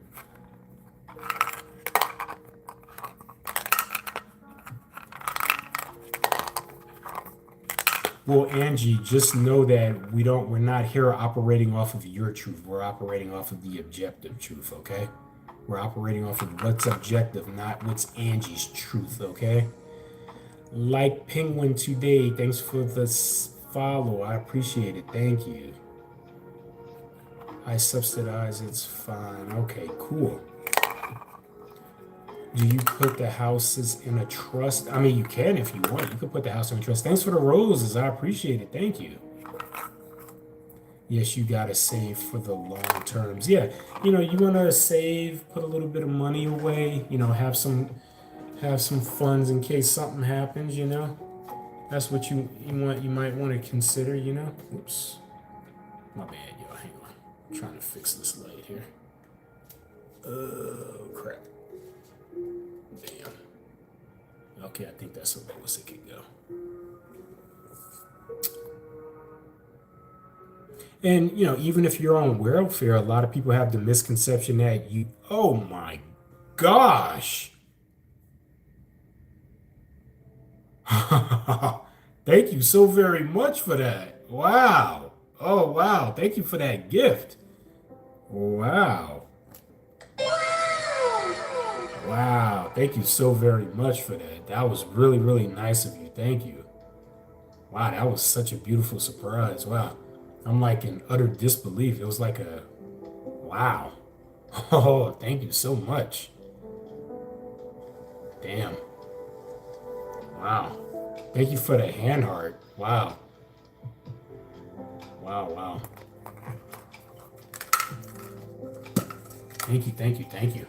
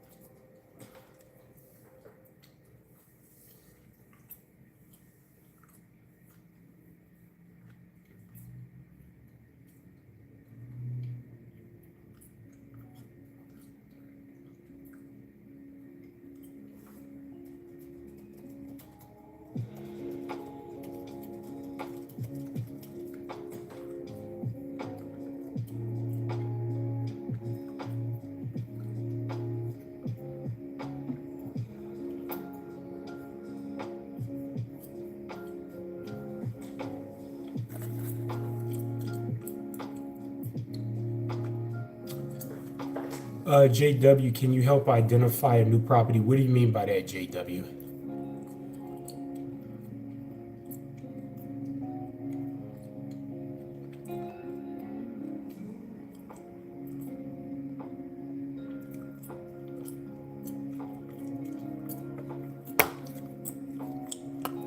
Mommy 3X, what's up? I'm a founder at an investment firm in SF, and we're looking to expand our multifamilies.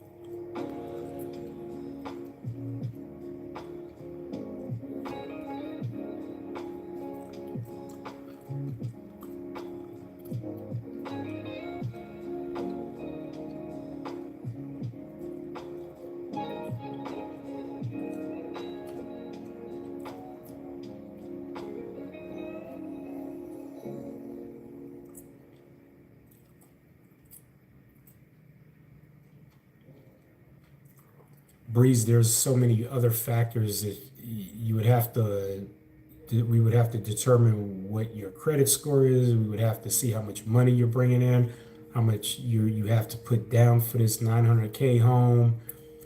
So many factors. If you wish, I can refer you to a preferred mortgage broker who can potentially help you. Can you buy a house as an executor of a trust and put it in a trust name?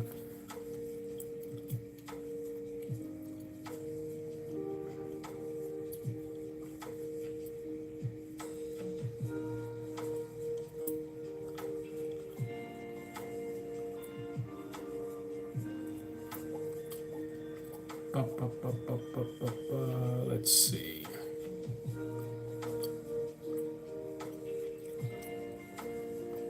Drones. What are we talking about with drones? What area? I'm in the Bay Area. Ha ha ha, sweet. Hey, what's up? Peace and joy. How you doing, man? Welcome in. What you doing up so late?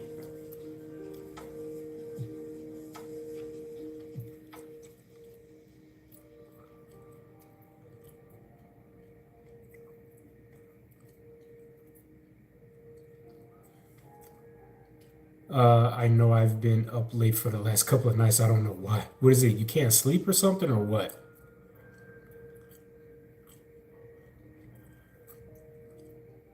My husband passed away. I would be able to use his VA loan. So yeah, you should be able to use his VA loan still, LAMDF. You should qualify for it because you're a spouse.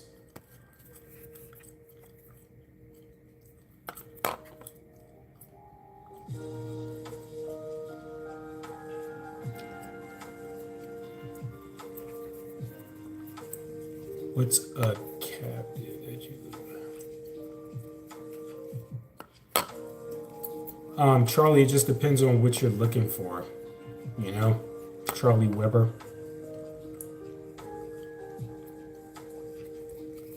What part of LA is the cheapest but also the safest?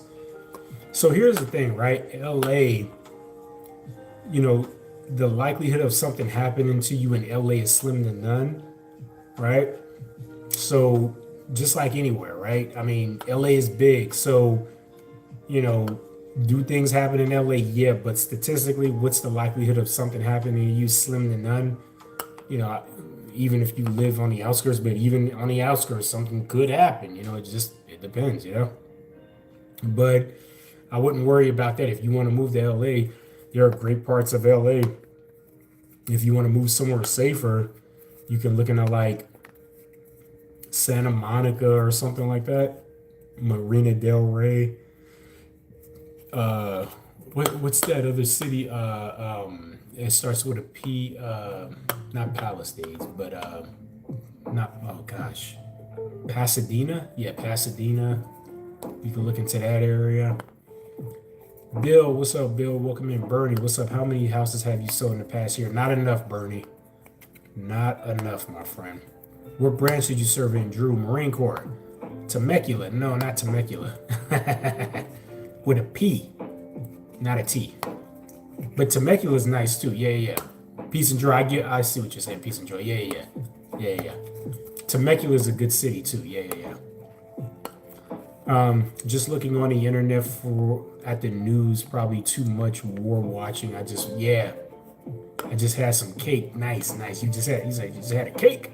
What sort of cake did you have, bro? Spiritual T, welcome back. Welcome back to the live, Spiritual T. Good to see you. And Drew, thank you so much, my friend. I appreciate you. Thank you. Much appreciated. It was white cake. It was wad cake. It was white cake. You know what that reminds me of? That reminds me of Django Unchained when they were having white cake. We're having white cake. And then I had some, Dungeness crab earlier. What? Damn. Thanks for liking the live, Spiritual T. I appreciate it. Natalie, how long did it take you to start making sustainable income after starting? About a year and a half, something like that. And that's just me doing it part-time. Cat Lady. What's up, Cat Lady? How you doing? And then I had, oh yeah, you already said that. Then I had some Demeter's crab. Dominique Allen, what's up? How you doing? Did you know what the scene with Leonardo DiCaprio he actually had when he pounded his hand on the table? He broke the glass and he kept going. And yeah, I heard about that. Yeah, and he smeared it on Kerry Washington's face. I heard about that. Yeah, I heard that he did that because you see, he even like at the end he picked it. Yeah, I heard about that. He was like, and then he's like, Mrs. Hoochie is going to, lay 2 barrels of the shotgun, whatever he said. Yeah, and then he was like, and then this one, he rubbed his face. She was like, ugh. Yeah, he played that all the way through. That shit was crazy. And I think in Kerry Washington, she just went along and he actually smeared the blood on her face. But you see later on, he still, like, he had the thing on his hand, the Band-Aid, when they continued to act, and that was crazy. Imagine that's not the part of the script, but you still stayed after mode. Yeah, I know. It's crazy. Typo still staying after mode. Yeah, for sure. Yeah, that shit was crazy. I heard about that. Yeah. Good movie, man. Very, very good movie. Django. Yeah, because it had like Walton Goggins in it and all of that. Walton Goggins, oh my God. No, is that his name? Walton Goggins? Yeah. The guy from The Shield. Shane Van Drill or whatever his name is. What commercial transactions you work on? A few. BMCC. Hey, thanks for liking a lot. Thanks for liking a lot, Spiritual T. I appreciate you. Thank you so very much. For those of you who haven't already, be sure to follow me and like the live. I appreciate it. Yeah, thank you. I appreciate it. Thank you. Yeah. Real Estate After Dark, y'all. We just chilling right now. I appreciate it. Thank you for the love. If you haven't already, share this live. Share the live. Austin, what's up, Austin? User, what's up, User 76? Thoughts on LeBron? Yeah, I don't really watch basketball like that, Jonathan. So he's cool, I guess. I actually went to a Warriors-Lakers game. I seen LeBron. I actually got video footage of it. He kept staring at me. I don't know why. He kept looking at me like he knew me or something. He was just all like, and I was all like, why you keep looking at me? He kept turning around, looking at me. I actually recorded it too. He kept looking at me, and people are like, you know him? I'm like, I don't know why he keeps staring at me, First time homeowner programs? Yeah, there are first time homeowners programs, absolutely. You got your bug out bag ready to go in case the bug to bug out or to bug in. I know you mentioned you had one. Yes, I do have a bug out bag. Absolutely. Here. Certainly have a bug out bag.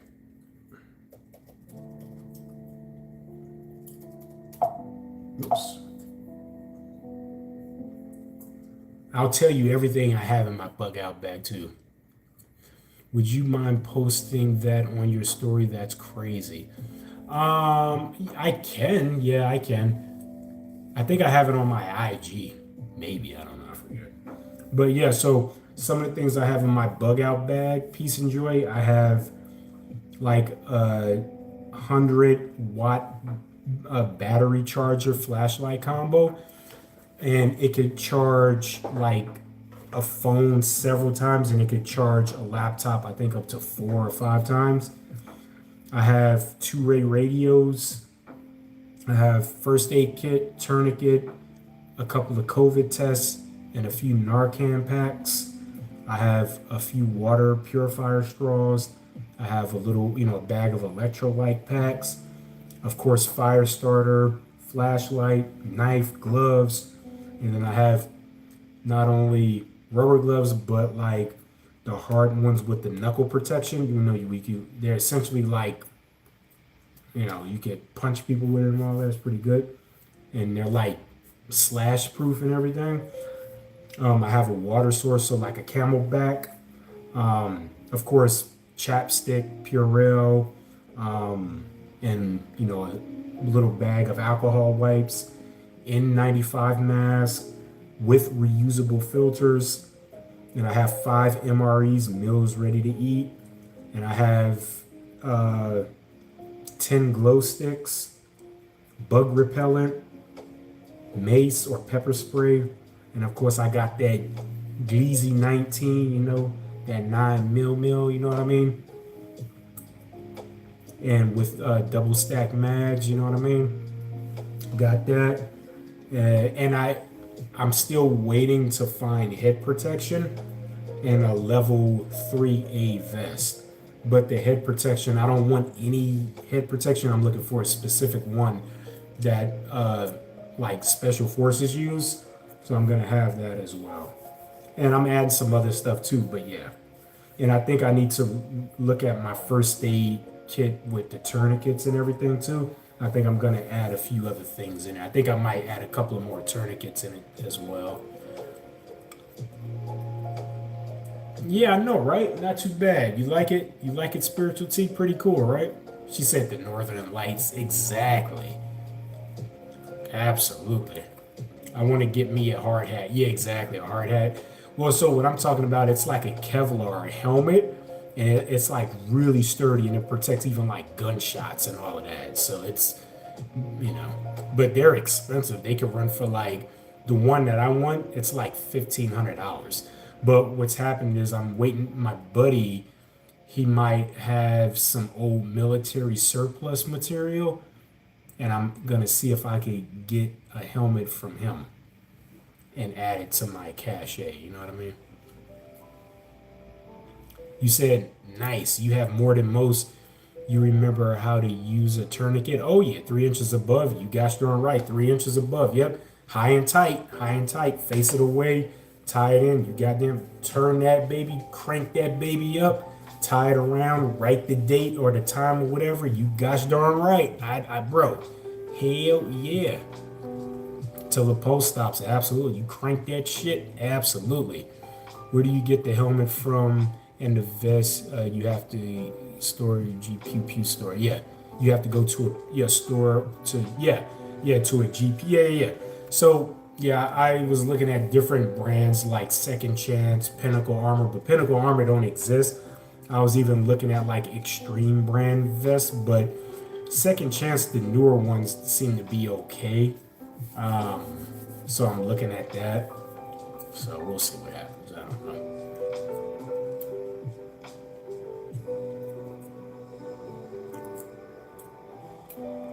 Yes, Kevlar is military grade, absolutely. But check this out. There's actually another type of Kevlar that I just discovered.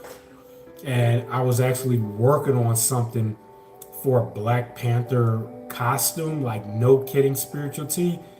There's a thing, NASA grade Kevlar. NASA grade Kevlar. How about that? They use it for the space shuttles so that when they're entering Earth's orbit and everything, when they catch on fire, it prevents it from overheating and catching on fire and all that. It's NASA grade. You have to, it's so strong. Like you need like these special industrial grade like sewing machines and all that. It's like intense. And it's super expensive too. But I had this vision, this dream of creating a Black Panther suit, like from the movie Black Panther, right? And having a woven in like NASA like grade Kevlar all around, right? And even the helmet, it'll be Kevlar NASA grade, with like titanium and all of that, like some cool stuff. And there was another metal that was developed where I was reading about it because I did some research. I was like really getting into it for a bit. They kind of sort of develop a new kind of element kind of by adding titanium and gold. And apparently it's like over 20 times stronger than titanium. But it's super expensive and it's super difficult to manipulate. Well, it seems like you better get that shit quicker. Things are escalating real fast in the middle. Absolutely, peace and joy. Absolutely. gosh darn right. So I do have a Gleazy 2145 cal. I already got that. I'm waiting for my Gleazy 19 9mm. So once I get the Gleazy 19, I'm good. I'm gonna have two pew pews. So I think it's a 10-day wait or something like that. Yeah. Yeah, I'm not either. It's useless. It's a distraction. It's BS.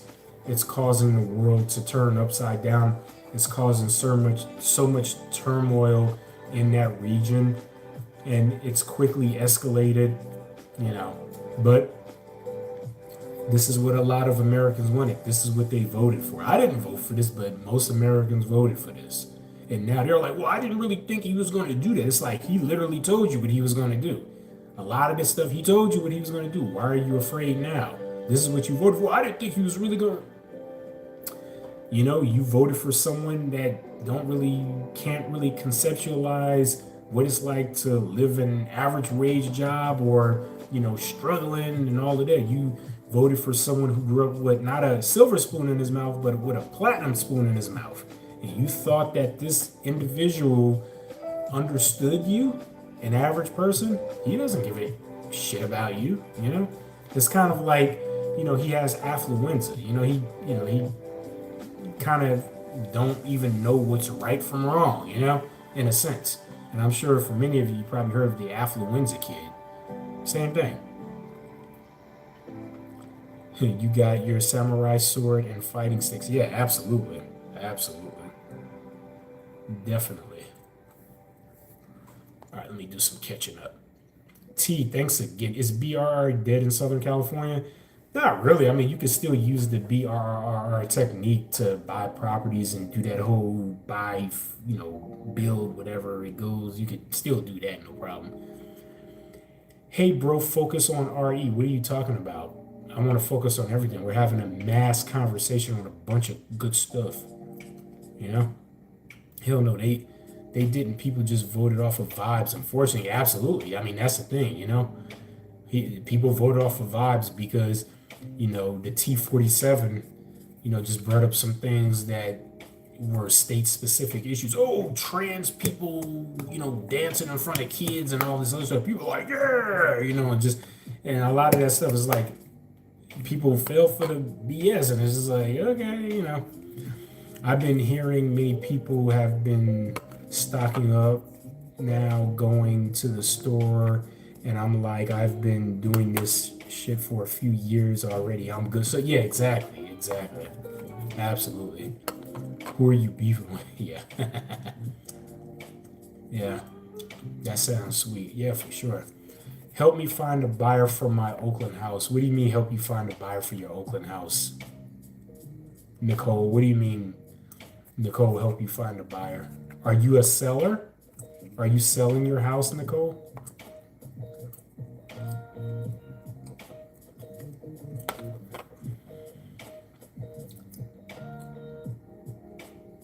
That's going to be close to 5K, yeah. Yeah. What part of the Bay are you from? I'm from the East Bay. I am from the East Bay. I am a vet. Yeah. I served a few years in the Marine Corps. Honorably discharged, finished my term, all of that. I am good. Get benefits for the rest of my life, all of that. Is there a way I could get free contracts? What sort of free contracts? What are you talking about? Jali? What do you mean? Free contracts?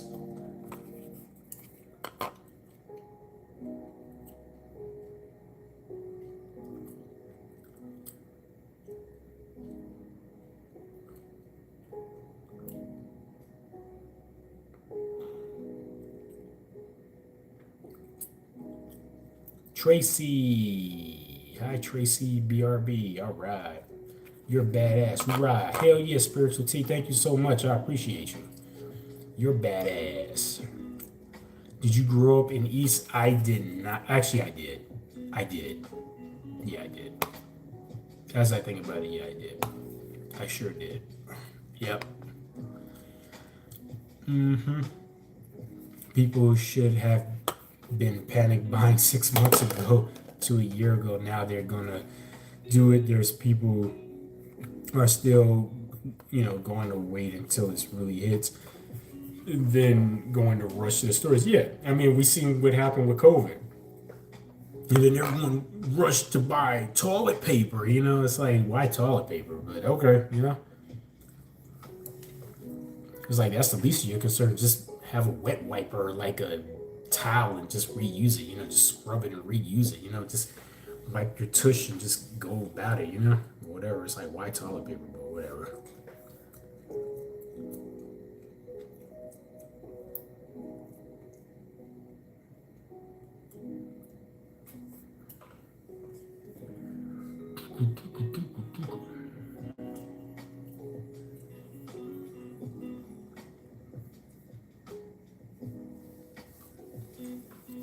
Max, what's up, Max? How you doing? Welcome in.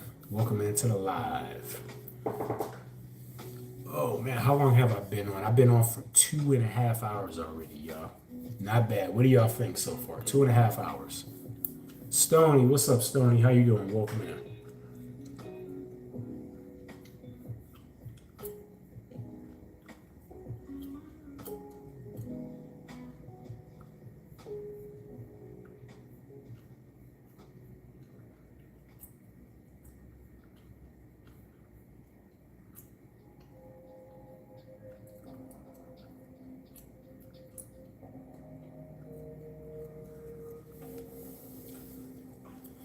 How do I get started? Could I just buy a property and flip it? Sure, if you want.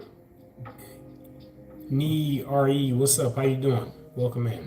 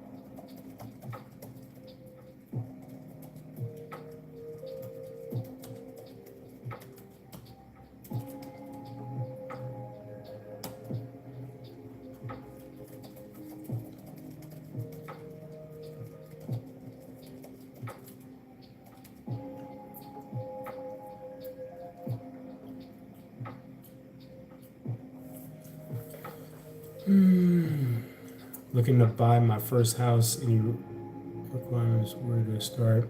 JX, yes, you want to speak to your bank or a lender or like an independent mortgage broker, and you want to work on a pre-approval, a certified pre-approval. Once you get that, then you can do home shopping and you can sign with a buyer agent like myself, or if you have one already, you can then sign with them. If you need my assistance, especially if you're in California or in the Bay Area, I would love to help you. Maybe we can work something out and I can help you. And if you need, I do have a recommended mortgage broker if you need that, if that'll help you out a little bit. But I have a preferred mortgage broker that can help you. You're in the Bay, ideally Hayward. Yeah, let's see what we can do for you. What's your circumstance and situation? Like, what are you looking for? What's your time frame? What's your employment looking like? What we got going? Hamdullah, what's up, Hamdullah? Welcome in.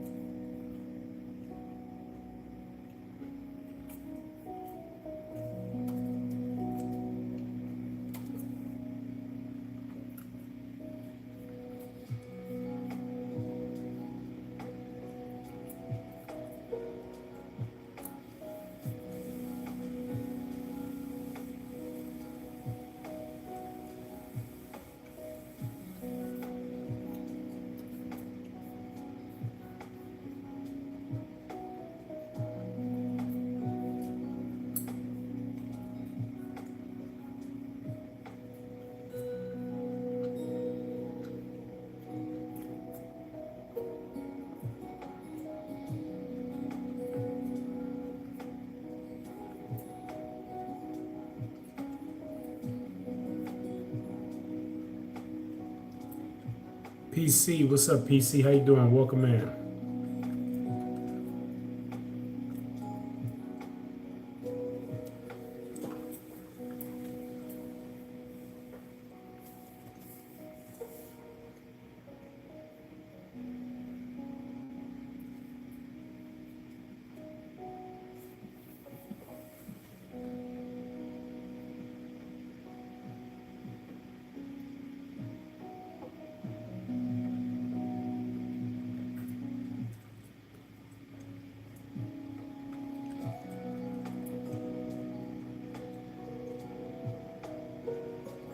Michael Goodman, 1031 exchange. It's just for you to kind of like how it sounds, 1031 exchange. You kind of exchange your property for ideally a better one, and you can perhaps avoid capital gains taxes. But you have to follow strict criteria and guidelines. I think it's like 45 days. So once you kind of initiate it, you have 45 days to find another place and proceed with it, with the closing. So if you have a property and it's worth a hell of a whole lot more than what you put into it, because I'm in arbitrage. I'm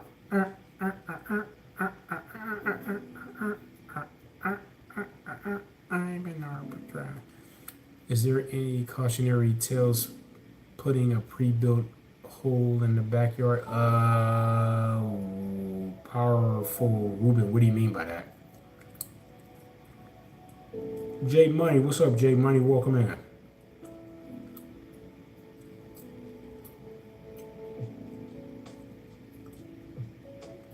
What's up, J Money? What's the dealio?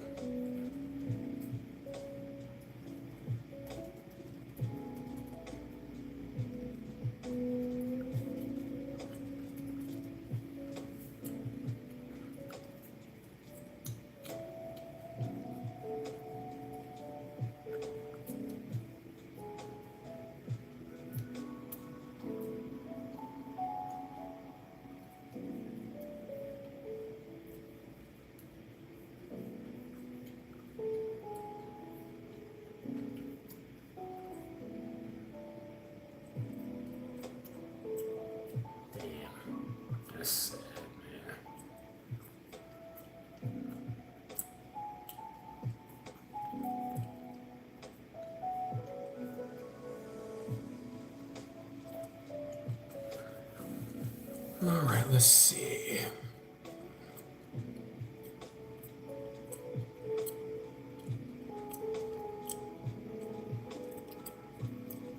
Can you use wood for Airbnb, Michael?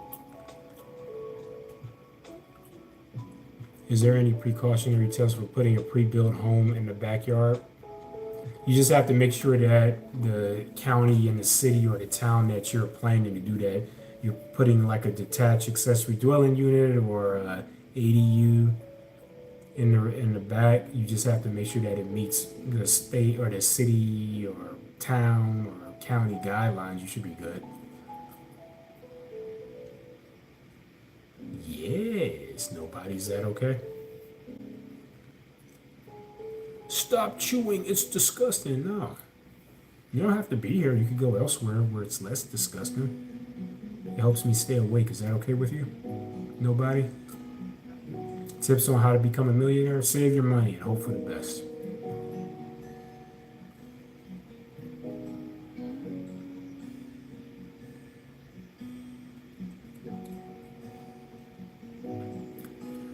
Michael Goodman, arbitrage, like, I mean, dude, like, a lot of that involves like wholesaling. I don't deal with wholesaling and all of that, my friend. Yeah, that's BS stuff. I don't deal with that.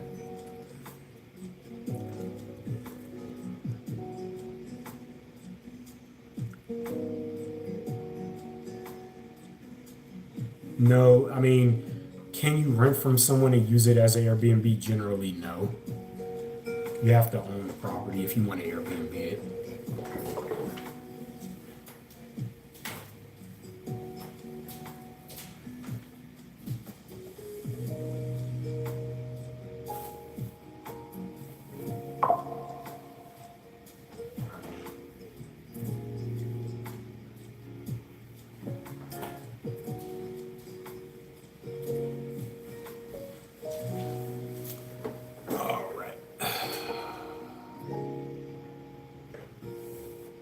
What's up, Capricorn? Zoe, what's up, Zoe? Welcome in. Welcome into the live.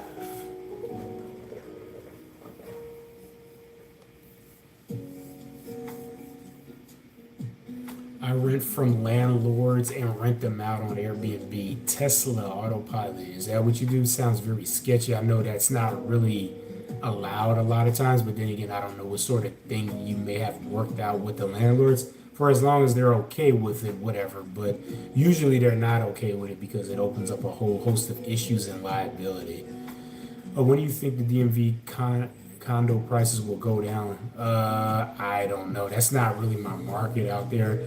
But if you're in DC, that's a hot market.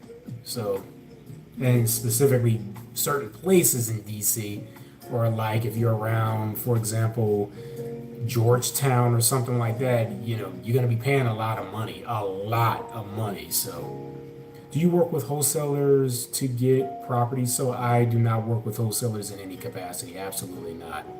No way.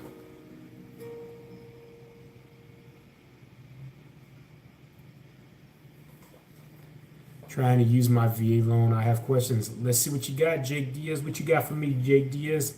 I love helping veterans, Jake. I'm a veteran myself, love helping veterans. Hopefully I can help you. Let's see what we can do. What you got for me? Black Marvel. What's up, Black Marvel 23? Welcome in.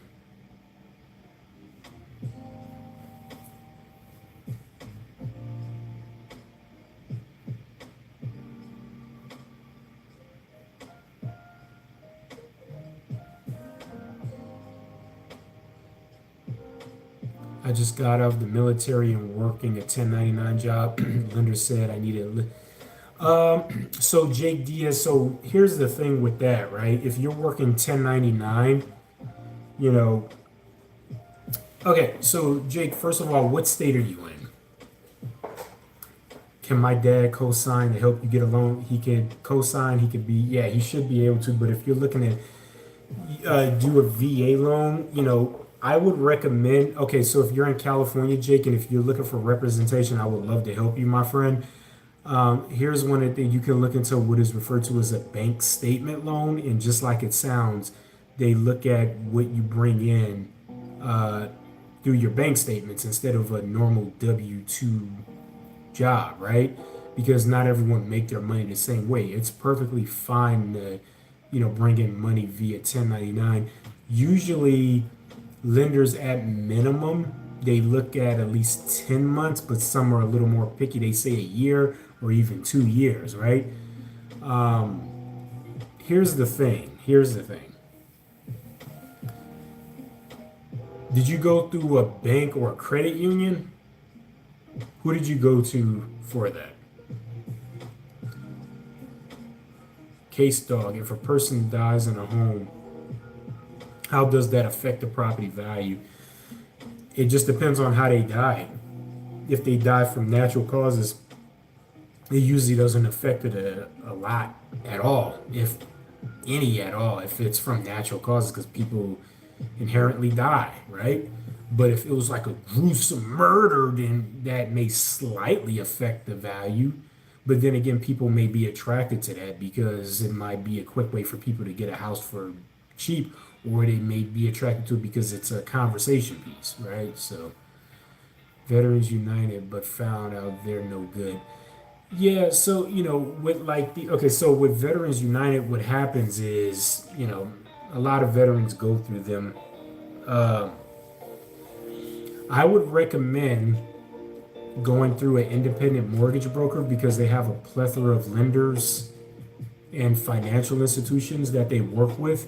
Whereas Veterans United, it's just them. So you're just limited to the loan options they offer within their little lenders club, right? But if you work with an independent mortgage broker, again, they have a really long list of lenders that they work with, and they can find you more favorable loan terms, even with your VA loan. And if you're in California, you may even want to look into the CalVet loan too. A lot of people don't know about that. It's completely different than the VA loan. It's called the CalVet loan.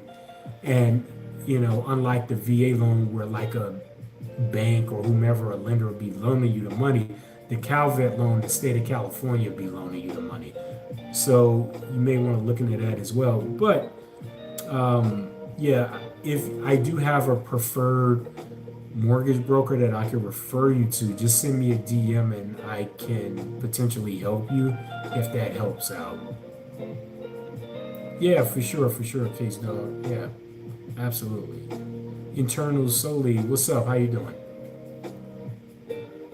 Because that kind of happened to me, like, you go through, you know, a financial institution and they'll convince you like, oh no, this is the best you'll find. That's not really true. If you use an independent mortgage broker, they have more options. You would find that they have a lot more flexibility. You may not have ever heard from the lender. It'll be like, Diamond Plus Bank out of, you know, Montana, but you're going to be given great loan terms for an apartment. Okay. So to clarify, are you trying to buy an apartment building or what? What are you trying to do? Addie, what's up, Addie? How you doing?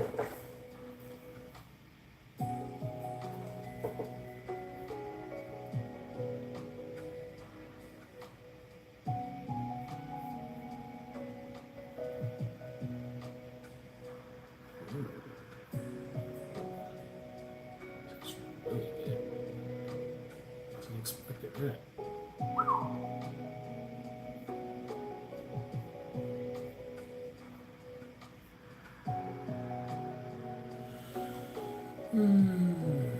No, I'm saying I couldn't get the home loan and had to end up going to an apartment lease for now. Ah, okay, okay. Hey, thanks for the follow, man. I appreciate it. Thank you. Emma, what's up, Emma?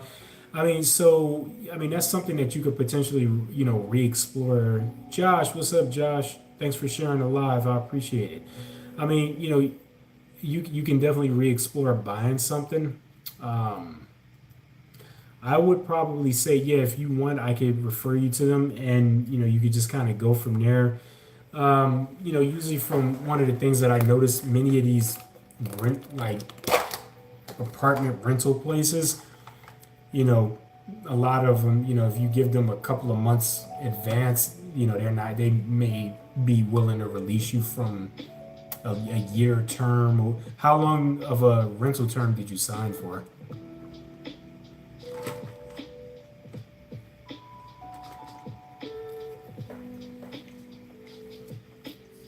1 year? Okay. Yeah, usually you pay them 2, 3 months, they'll release you from it. Sometimes, you know, you could talk to them about it. And if, the two of you, if two parties mutually agree to it, sometimes a lot of these places, they're not trying to hold your feet to the fire. They're just like, yeah, that's fine. But there are those that, they're super strict and they're like, no, you can't leave. And, well, no, we're not going to release you. And you signed it, that's something else. But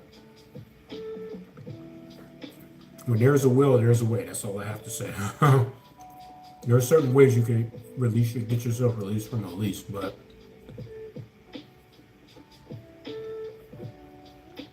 hmm is that what they said that they'll be willing to do for you?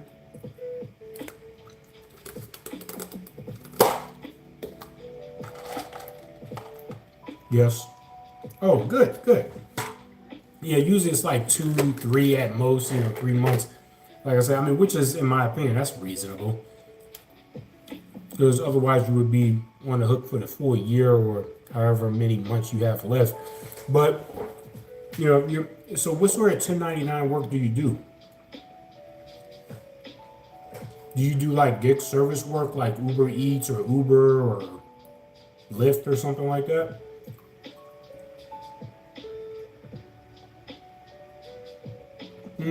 Life insurance broker, okay.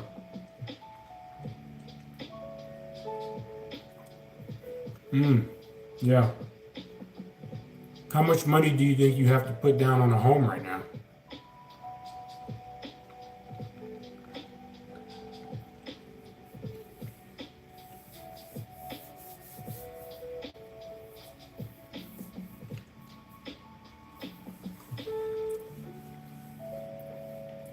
Are you looking for a house or like a condo or what?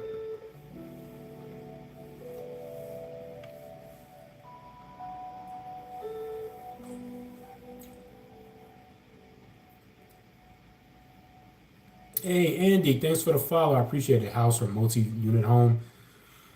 So, I would recommend, hey, thanks for the follow, Z3RO. Thank you so much. Ahmed, what do you think about wholesaling? I'm trying to get into it.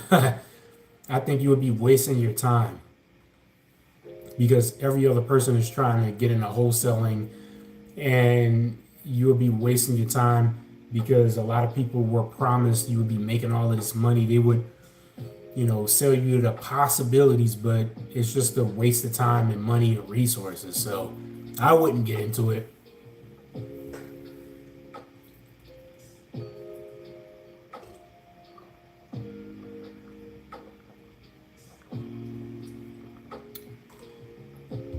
Um, but yeah.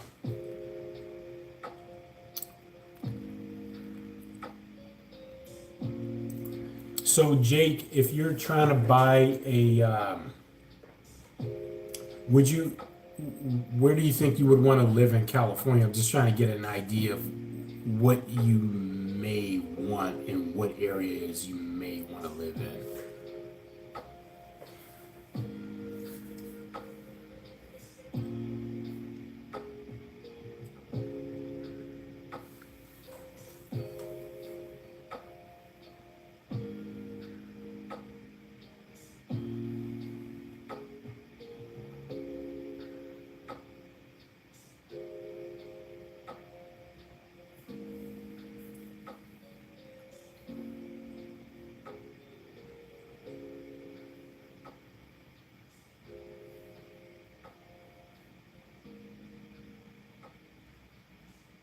Ooh.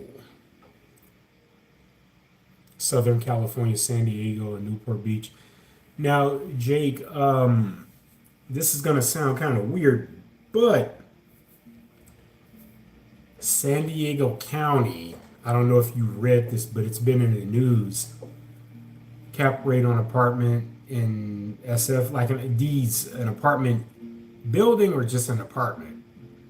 Are you in Oakland? I'm nearby. Yeah, I'm near Oakland. Yeah. G Money.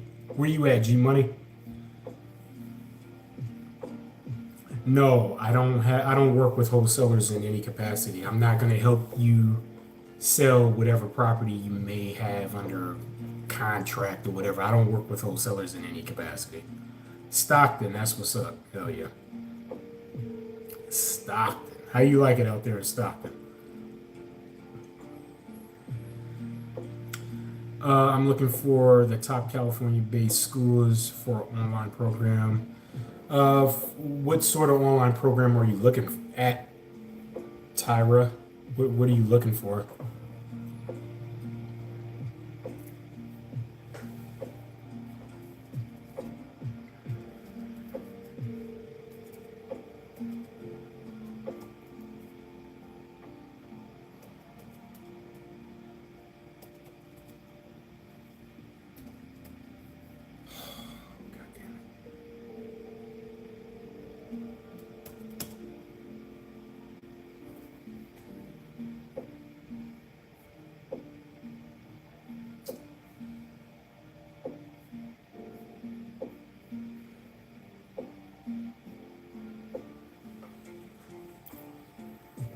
You work hard. I try to. The Freaky Gooner, what's up? Thank you for the follow. Thank you. Is it slow right now? Kind of. There are a few, but I'm skeptical. I got you. So, what are you looking for, though, Tyra? What are you looking for? Are you looking for like training for real estate or what? I don't know if you tried to send me something else and TikTok may have filtered your other comments. I'm not entirely sure. You're my boy. What do you mean I'm your boy? What do you mean by that, Tommy?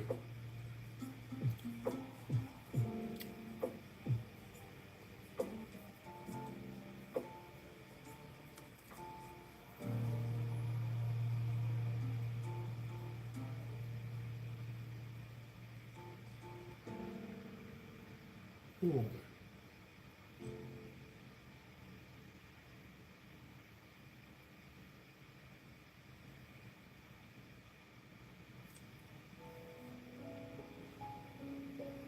Oh, Jake, you still here, Jake? My bad. I had a brain fart. You here? You still here, Jake? Oh, you're trying to go to real estate school, Tyra? So, Tyra, listen closely, okay? Ears, eyes, okay? I'm gonna need you to listen closely, okay? Very, very, very, very important, okay? You don't want to go to a private proctored school. I would highly recommend you do it through a community college or a junior college that has dual accreditation. What do I mean by that? Of course, they have their college accreditation, but they're also accredited through the California Department of Real Estate. Hey, CQMM, thank you for the rose. Thank you. So they have dual accreditation. So you can take your 135 hours for your real estate exam, but though that time would also count towards your degree and vice versa. So when you finish, you would get a degree in real estate and then you would have your certificate in real estate. And you could kind of hang them up with each other. You could hit it with the double whammy is what we call it, you know? Double whammy, degree in real estate, you got your certificate as a real estate salesperson right next to it. And of course, you'll have your real estate card too. You could hang that under it, right under your certificate. But very cool. Hit it with the double whammy. Don't waste your time with these private proctor places because they'll charge you a lot too. So you in the Bay Area? I'm from the DMV, all the way on the East Coast. I know the Bay is expensive. Well, yeah, if you compare the Bay to what you make in the DMV, it may be expensive. I was actually out there. I was actually in Georgetown area like a few days ago. I was, no kidding, in DC area. Sidebar, I was near the White House. I kid y'all not. I was near the White House in the morning time, seeing all of the White House staff going in, right? Hey, thanks for the rose. I appreciate it. Thanks for the rose. Man, whoa, 20 roses. Thank you so very much.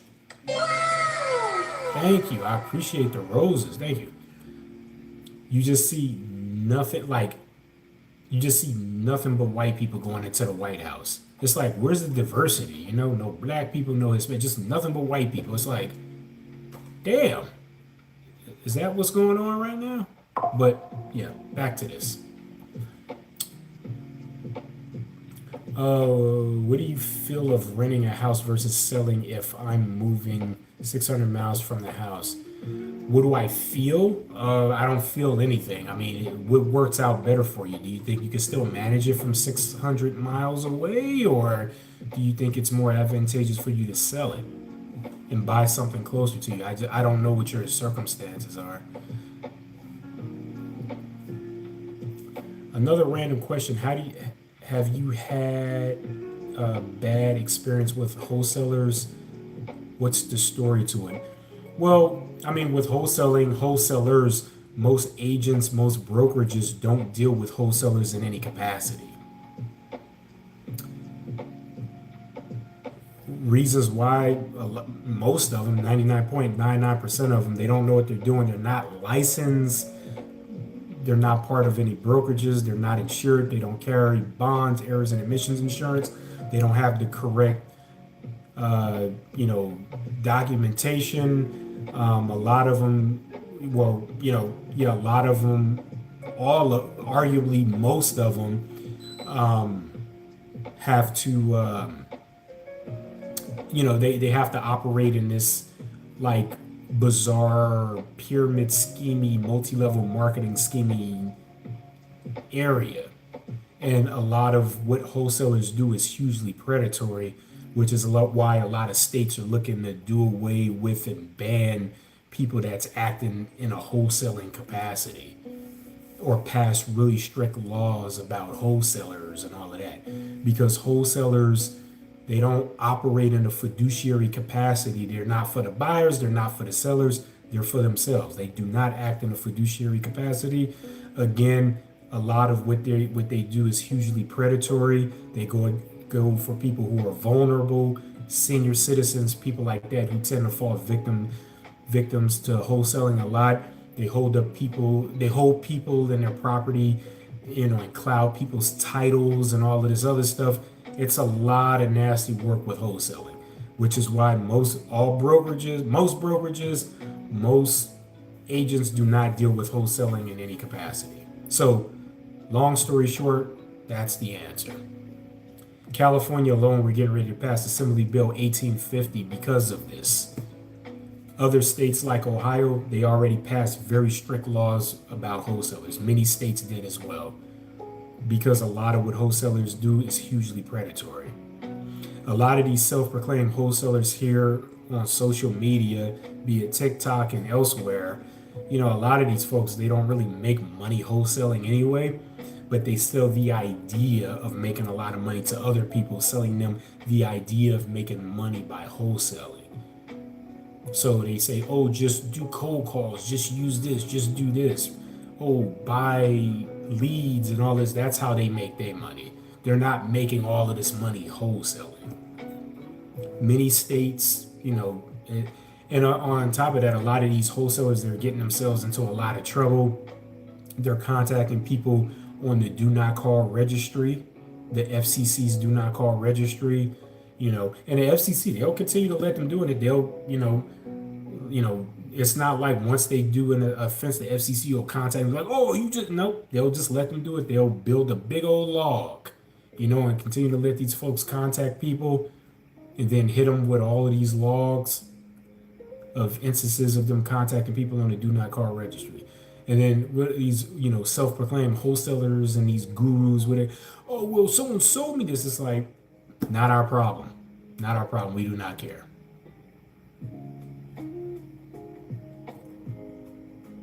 Can you live with me? It depends. What do you have to offer to live here? Hey, Fredo, thanks for the follow. I hope I'm saying that right. Fredo, is that how you say your name? Anyway, thanks for the follow.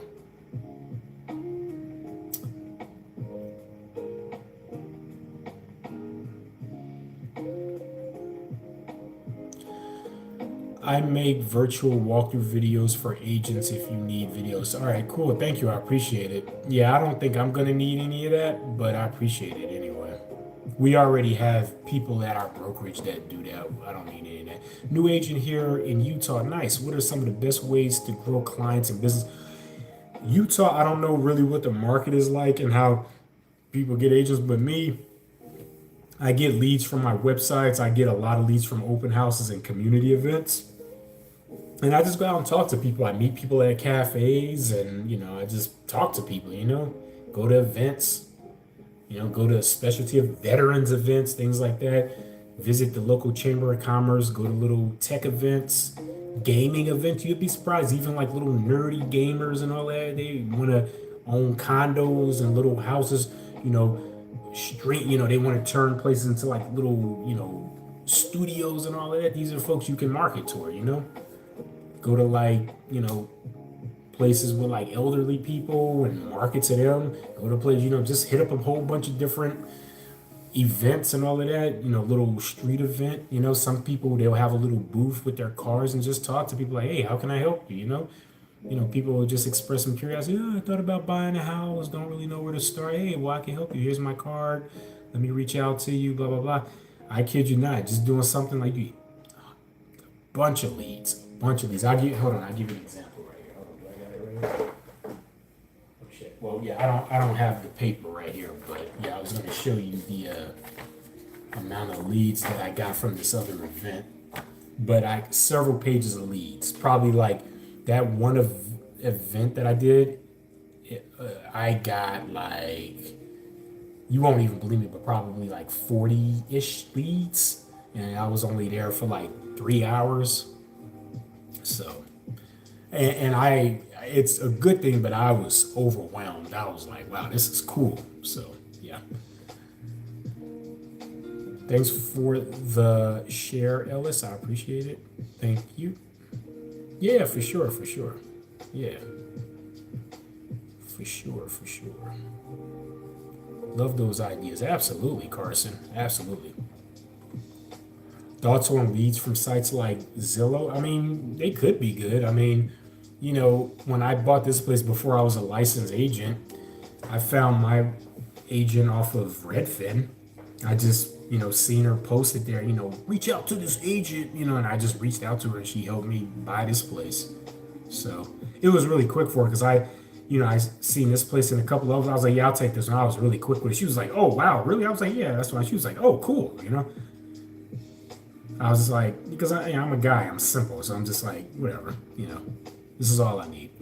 Find me a house, 2,500 or under in a nice neighborhood, Concord, Pleasant.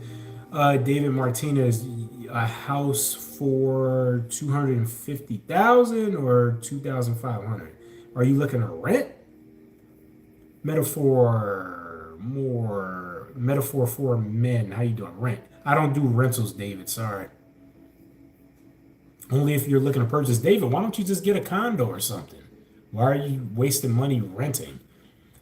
Imagine, I mean, don't get me wrong, if you want to make the landlord or whatever property you may want to rent more richer, that's fine. But for the amount of money you pour into a rental, why not just buy a little condo or something? It's like what I got. It's like an apartment, but you own it, you know? And you get a bunch of perks and it's yours.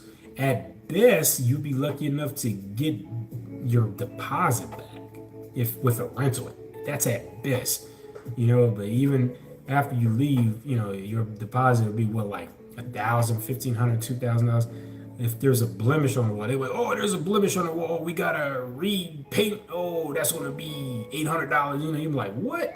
I can just wipe out. No, no, no, no, no. We gotta repaint. You know, they'll try it.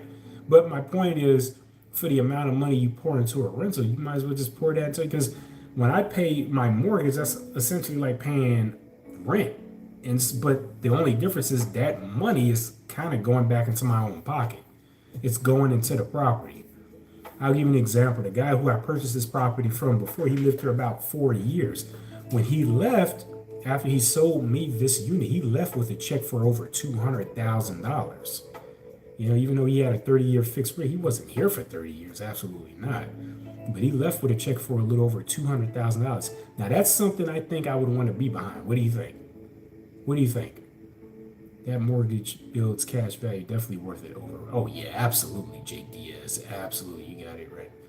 I don't want HOA terrible. Well, David Martinez, I mean, we could talk a little bit about HOA if you want. You know, think about it from another perspective, right? I mean, people forget when you have a house, there's a lot of upkeep, right? You have to do landscaping, you have to pay for water, garbage, all of this other stuff. That's about what you would pay for an HOA, right? Garbage is what, $100, $200, $300 a month. You know, water is going to be, you know, 70, 100, 200, whatever your house consumes, electric, all of this stuff, landscaping, all this. That's not even including, you know, if your roof or something, that's tens of thousands of dollars. Your roof have issues, gutter issues, whatever. You're going to be out of pocket a lot. But with an HOA, guess what? The HOA covers everything exterior, right? And you may get additional amenities depending on where you're at. I'll give you an example. I pay HOA, right? But everything is all included. I don't have to worry about anything. And what are the extra perks and amenities? I have a 24-hour lobby attendant, 24-hour roving security, off-street parking, a pool and a hot tub on the roof, a 24-hour fitness gym downstairs. At the first floor, we have a cafe. There's like a brewery pub. You know, there's an arcade. There's a pizzeria. That's just on the first floor here, right? So these are some of the many perks and benefits. We have lounges around here. I could just go relax. There's a TV. I can go there, study, be on my laptop, whatever. If I don't want to be in my home, beautiful view. You know, this place here, reinforced steel and concrete, feels super safe and cozy. Everything is badged. Anything happened to the roof, anything, the walls, HOA covers it. Plumbing, all of that, HOA covers it. So you see, it may not be as bad as you think. I'm only saying, with a home, don't get me wrong, homes are great, but regardless, you still have to pay to maintain it. But if anything happens, be it you need roofing, whatever, sewer, whatever, you got to pay for all of that. And that shit is expensive. Me, I just pay HOA. If the roof here just one day just blows away, which, I mean, it's not, it's reinforced concrete and steel. But the point is, HOA will cover it. And they have a huge insurance policy. I'm going to kiss your cute ass gang. Hey, don't threaten me with a good time name. It's all good. Ain't nothing but love here, my friend. Thank you so much. Man, it sucks for the standard home in SoCal or NorCal. Nah, that's not necessarily true. It doesn't cost $1 million. There are much more affordable places.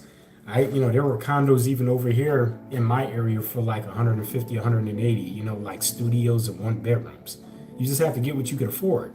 If you think you're going to be in the middle of like San Francisco and get something cheap or Beverly Hills, no, but you have to go where you can afford, right? But California is a big state.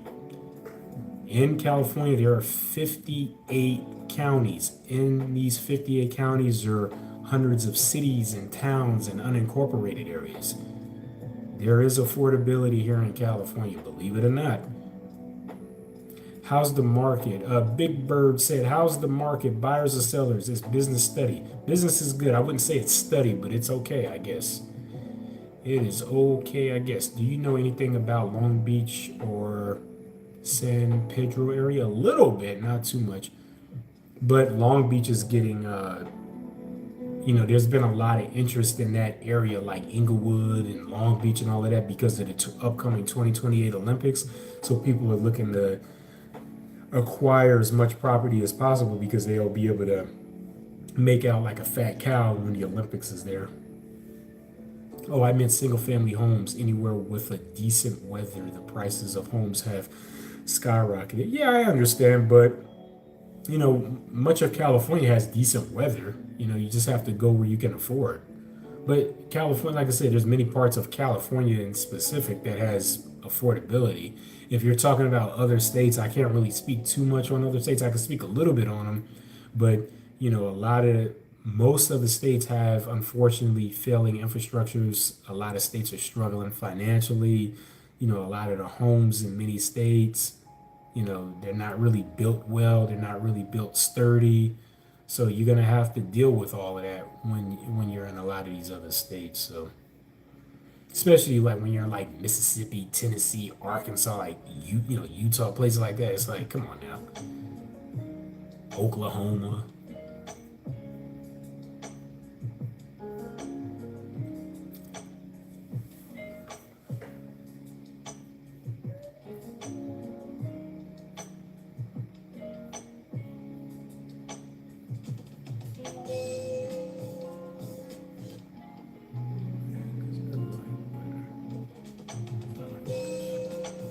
Allow me to reintroduce myself.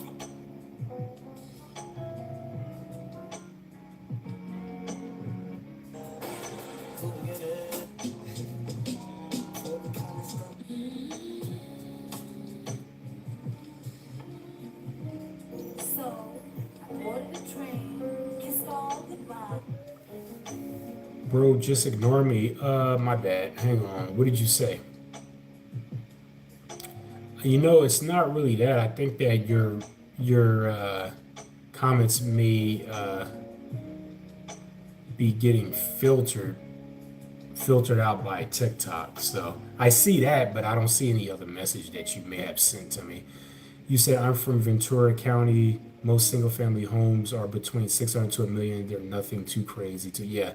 I mean, I don't know. Yeah, I mean, Ventura County, like I said, you may have to venture outside of that, but if you might be able to find a condo or a townhouse or a live work loft out there, that might be a good option. And usually what people do is they'll get something smaller and then later use that small place as leverage to buy something bigger.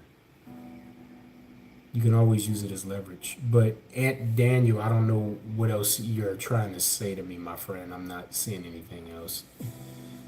Jude said, are apartments and house costs intrinsically tied together, or are they specific spots that have low rent in contrast? It just depends on where it's at, It just depends on where it's at. Location is key and critical.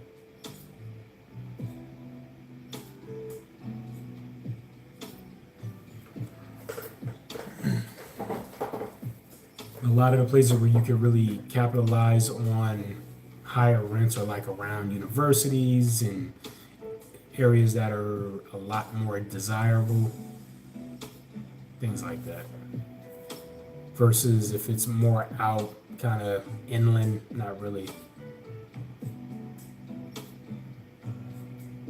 Yeah, I heard start with a multifamily home and use the equity to buy more property. Yeah, you could potentially do that. You know, if you have the means to buying a multi-unit dwelling, but those can be expensive too, depending on what you want. So, Divine Fem, what's up, Divine Fem? One of the things that I noticed, you said I need a method. A method for what? Peter, what's up, Peter? How you doing? Welcome in. All right, y'all. My battery's going low. I have to do some little adjustments. Hang on. I'm at like 5%.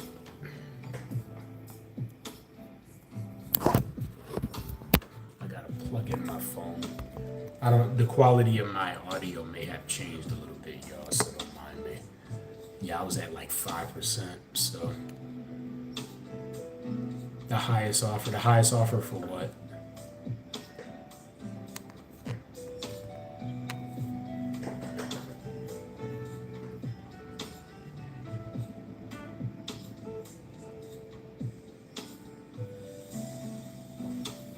For the house they're selling. Ivory said, "What's a reasonable amount to put down for a down payment?" Said APR, everybody. 3 to 3.5%. Ivory. 3 to 3.5%. If you can put down more, obviously like 5% or 10%, but 3 to 3.5% is all you really need. Because here's the thing, right? Your goal is to get the property in your possession. Once the property is in your possession, which means it's recorded under your name and all of that, you then have a lot more flexibility to do more. For the houses they're selling, I need a method, the highest offer for the house they're selling. Who's selling? I'm sorry, and I'm not following what you're trying to say. DMK, love California, but nobody can afford to live there. California has 400 plus, or not 400, 40 plus million people here. People can afford to live in California.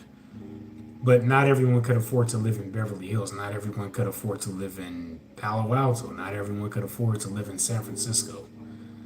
But California is a huge state. There is affordability here in the state of California. California has 58 counties. There are hundreds of cities and towns and unincorporated areas here in California. There is affordability here in California. Pico Chilo, I hope I'm saying that right. Would you recommend selling my condo myself if I want to try and maximize my gains? Honestly, no, because you don't have when you say sell it yourself, you mean like not hire a listing agent to do it for you? Is that what you mean? DMK 200K house, 2.6 million house, correct. So yeah, technically you can sell your house on your own, but you would be significantly limited in your capacity and protections. So you can do it, but you will run into a whole host of risk associated with doing that, which can cost you a hell of a whole lot more if you get caught up, which usually people who try to do it themselves tend to get caught up a lot more. But yeah, you can do it, and if you do get caught up on some things, it could cost you a hell of a lot more than just hiring an agent. What happens is, usually if you hire an agent, you would be represented by the agent, the brokerage.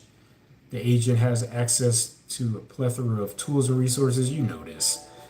And they would be able to get your home sold a lot easier than you. What happens is a lot of people, if they have to deal with you directly as a seller, they're probably not going to want to deal with you because a lot of times sellers have sentimental value attached to their property. And that could kind of skew their better judgment a lot of times. Yo, what's up, Samuel Haley? Welcome in, Samuel Haley. Hit me with that thumbs up, my friend. How you doing? Good morrow to you. So, how have interest rates been throughout the state?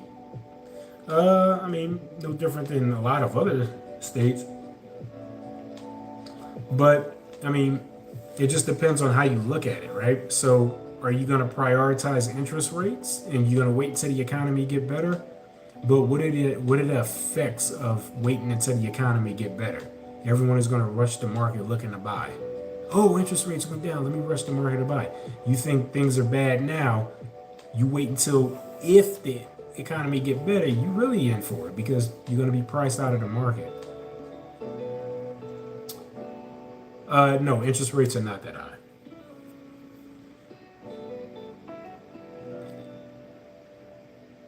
They're a few points less than that.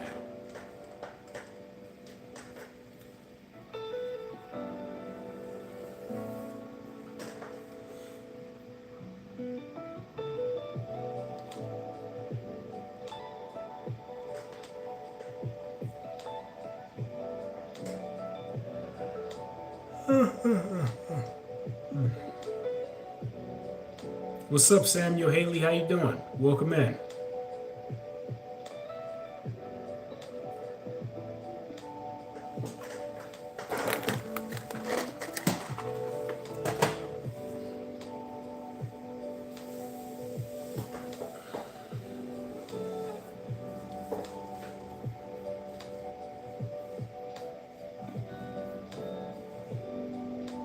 Rita Ashley, what's up, Rita Ashley? How you doing? Welcome into the live.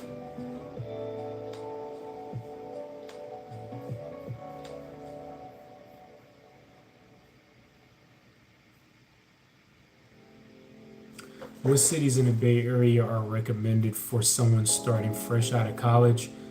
Oakland, Berkeley, Alameda, Emeryville, Richmond, Albany, El Cerrito, San Leandro, San Lorenzo, Hayward, Union City, Newark, Fremont, San Francisco. Where you want to live? I mean, I could name many cities in the Bay Area, but all of those are great for someone starting fresh out of college. What college are you going to? Perhaps we could pinpoint and, focus on areas around the college you may be going to or the university you may eventually want to go to if you're looking for extended education. Pleasanton, Morgan Hill, Gilroy, all great places. Gilroy, they're known for their garlic. Pleasanton is beautiful. Alameda County. Morgan Hill is beautiful. All great places. How is your usual sleep schedule? Do you usually stay up late? Cage Bubbles, it just depends. Yeah, sometimes. Johnny Bones, what's up? Yeah, I usually don't really sleep well, so yeah, it just depends.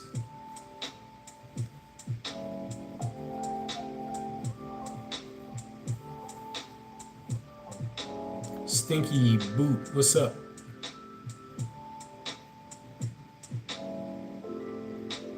I don't know why you tell me. What's up? I don't know. You tell me. What's up? How do you stay energized in the day after sleeping late or little sleep over extended periods of time? I mean, I perhaps sleep, sip some coffee or, yeah, that's pretty much it. I take like little naps throughout the day. What's up, Stinky Boot? How you doing? Where you from? I don't know. You tell me. What's up? How you doing? Texas Team Realty. What's up? How you doing, Texas Team Realty? Welcome into the live. Welcome in. How we doing, everyone? You all have joined me now. Real Estate After Dark. Welcome in. Welcome in. How do you deal with mental burnout? I just close my eyes. I cut off all social media and I just, rest in just utter silence, I need some slight advice for housing. What you got for me, Stinky Boot? I'm in Stack. Stack is a good market. It's up and coming quite a bit. What you got for me, Stinky Boot? Would you take a request? What do you got for me? What you got? I had a debate with a friend. She says Davis is Bay Area. I said it's Central Valley. Thoughts? Davis is certainly not the Bay Area. Absolutely not. I would probably say, I mean, I wouldn't even, I mean, Central Valley, I mean, I wouldn't even say it's Central, I mean, kind of. Vega, yeah, Davis being, I mean, yeah, it's definitely not Bay. 100% it's not Bay. Absolutely not. Hell no. After Napa, yeah, ain't no, yeah. I mean, even I think even before Napa, like I think even mid Napa, the Bay ends. Like, yeah, definitely, yeah, absolutely not. Um, yeah, I would say it's. I mean, you could probably dub it more Central Valley, but I wouldn't even call it Central Valley. It's just like, yeah, I would not even call it Central Valley. Buying a first home after filing for bankruptcy. Oof, how hard? It's going to be pretty hard after filing for bankruptcy. A lot of lenders are likely going to shy away. But then again, I don't know what your circumstances. If you're coming in with a lot of money down, they'll be like, "Oh, okay, you got enough skin in the game. We'll be more willing to hear you out a little more." You know, before your plans are heard, what do you offer? But overall, I would speak to an independent mortgage broker. How long since filing for bankruptcy?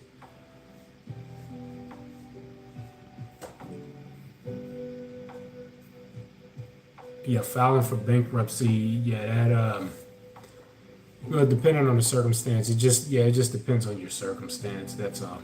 It's not impossible. You just have to utilize certain lenders. But many of the common ones tend to shy away from people. But there are other lenders who would be more than happy to help.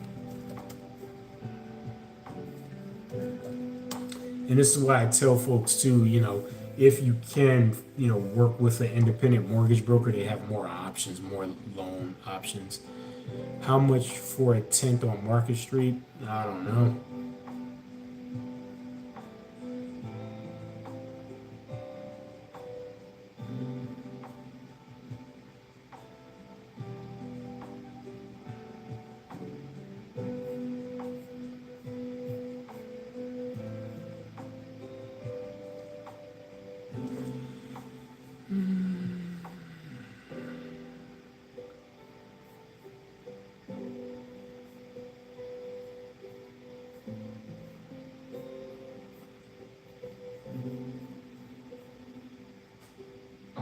So I have some knowledge and I'm gonna share with y'all because of this video.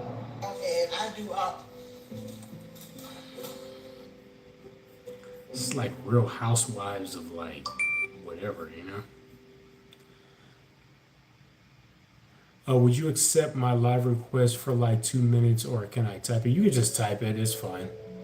Thanks, bro. I love you. I love you too. Thank you so much. What's up, Tomcat? How you doing? Welcome in.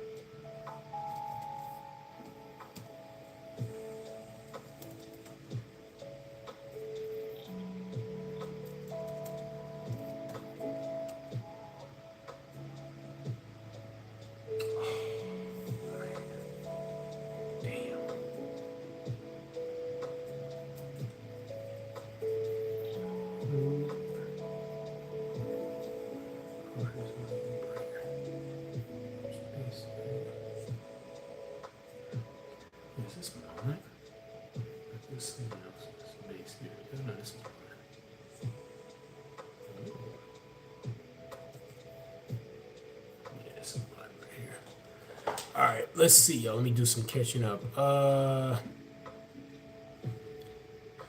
So pretty much my childhood house flooded. We now live in an Airbnb, and I pay double the rent for a smaller house. It's 3K for only 2 rooms instead of 8K for 4 bedrooms. Okay. Yeah. How do you feel about the proposed 50-year mortgage? 50-year mortgage is just an option. You don't save that much. I mean, maybe like a couple of $100. If it works for you, yeah, but I would use that more as a tool. It offers more flexibility, but you can get the property in your possession, use it, utilize the benefits of it, get the property in your possession, pay it down a little bit, and look into just refinancing. Just pay a little more every month, refinance, 30-year fixed or whatever, should be good. But use it as a tool. Don't like try to stick with it unless you just like the flexibility of just having a lower monthly mortgage.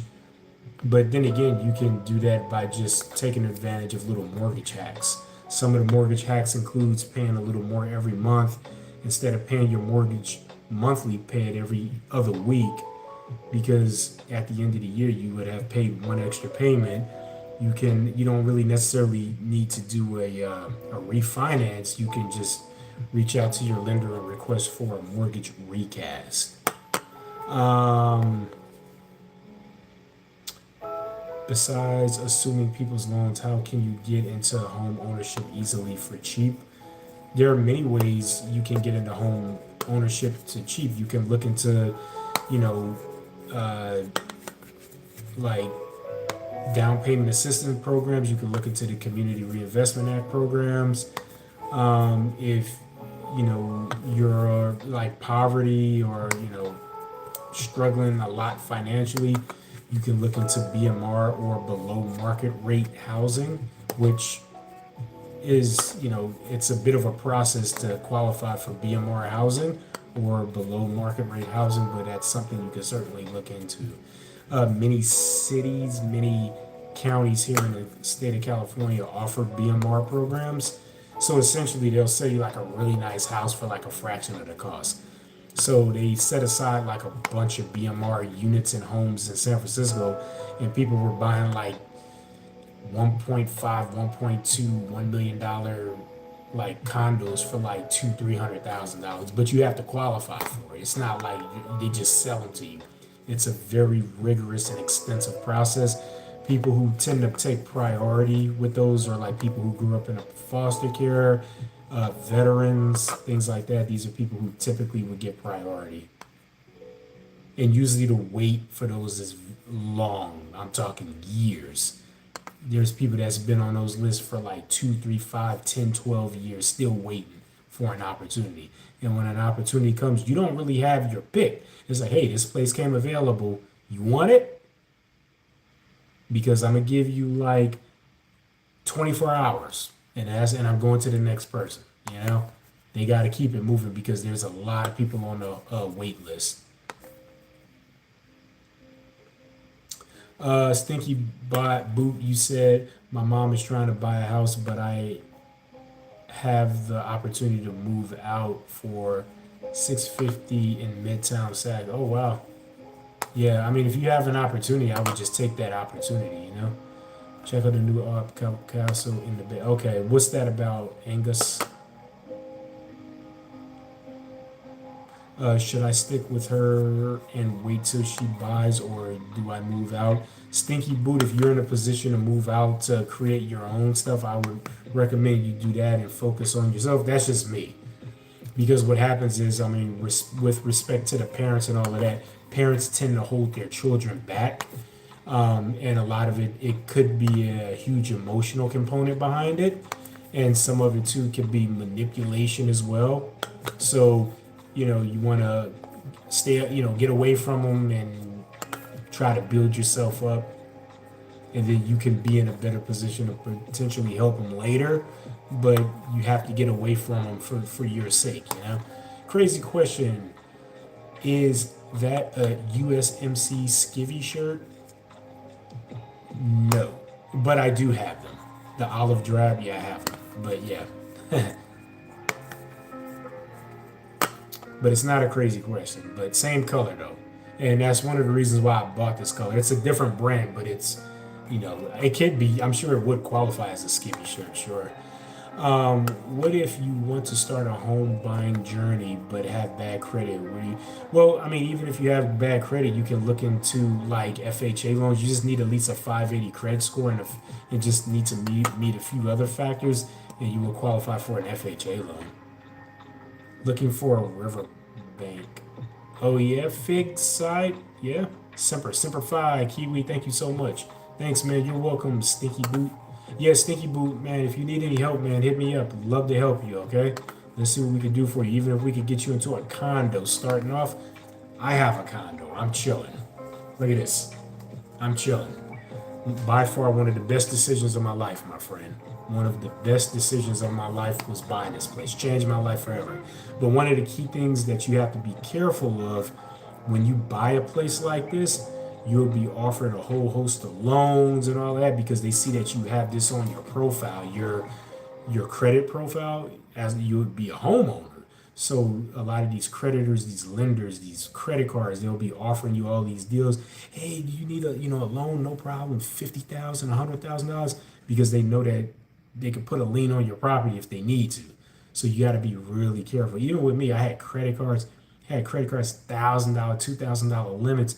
After I bought this, month and a half, 2 months later, credit limits jumped to $40,000, $60,000 because y'all like, hey, how much you need? It's all a business. So you got to be really, really, really careful. Let's see. What are the requirements to be able to rent out to Section 8? Whatever the Section 8 board or regulatory body requires in whatever region you're in. But I wouldn't overly focus on that. A lot of people have this misconception that you can make all of this money with Section 8, perhaps, but I wouldn't just focus on that because Section 8 people, Section 8 problems, you being a homeowner, property owner, do you really want to deal with that? I own a manufactured home, but I don't have a lot in savings. I actually just sold a mobile home or a manufactured home. I just actually sold a fixer for 25 grand. Bought it years ago for like 9,000. Sold it for 25 grand. It was a fixer. It was owned by the family for a while. I needed to get rid of it. I was just like, I'm gonna sell it. Yeah, of course, Moto Sport 5. Hell yeah. Well, Lit, you might be able to afford a home. Hit me up. Let's see what we can do for you. For as long as you're ready, willing, and able, and if you have a job, if you have somewhat decent credit, let's see what we can do for you. I would just have to know. I would have to ask a lot of questions to get a better feel of your circumstance and situation. But I do have a preferred mortgage broker that may be able to help you. She could crunch some numbers and she could give you an idea of what you can afford based off of what you shared with her, And if you're liking what she's saying, and if you're wanting to move forward with getting a certified pre-approval so that you can secure a property, let's do it. But you got to just be at a point of just hitting F it. Let's do it, It's now or never. Because if I don't do it now, I'll probably never do it. That's how I felt, right? When I bought this place like 3.5 years ago, I was like, and I had a little bit of money. I didn't even have that much. And I'm all like, you know what? If I don't do this now, I'll probably never do it. Let me just go ahead and do this. And I just emptied my accounts. I was just like, let's do it.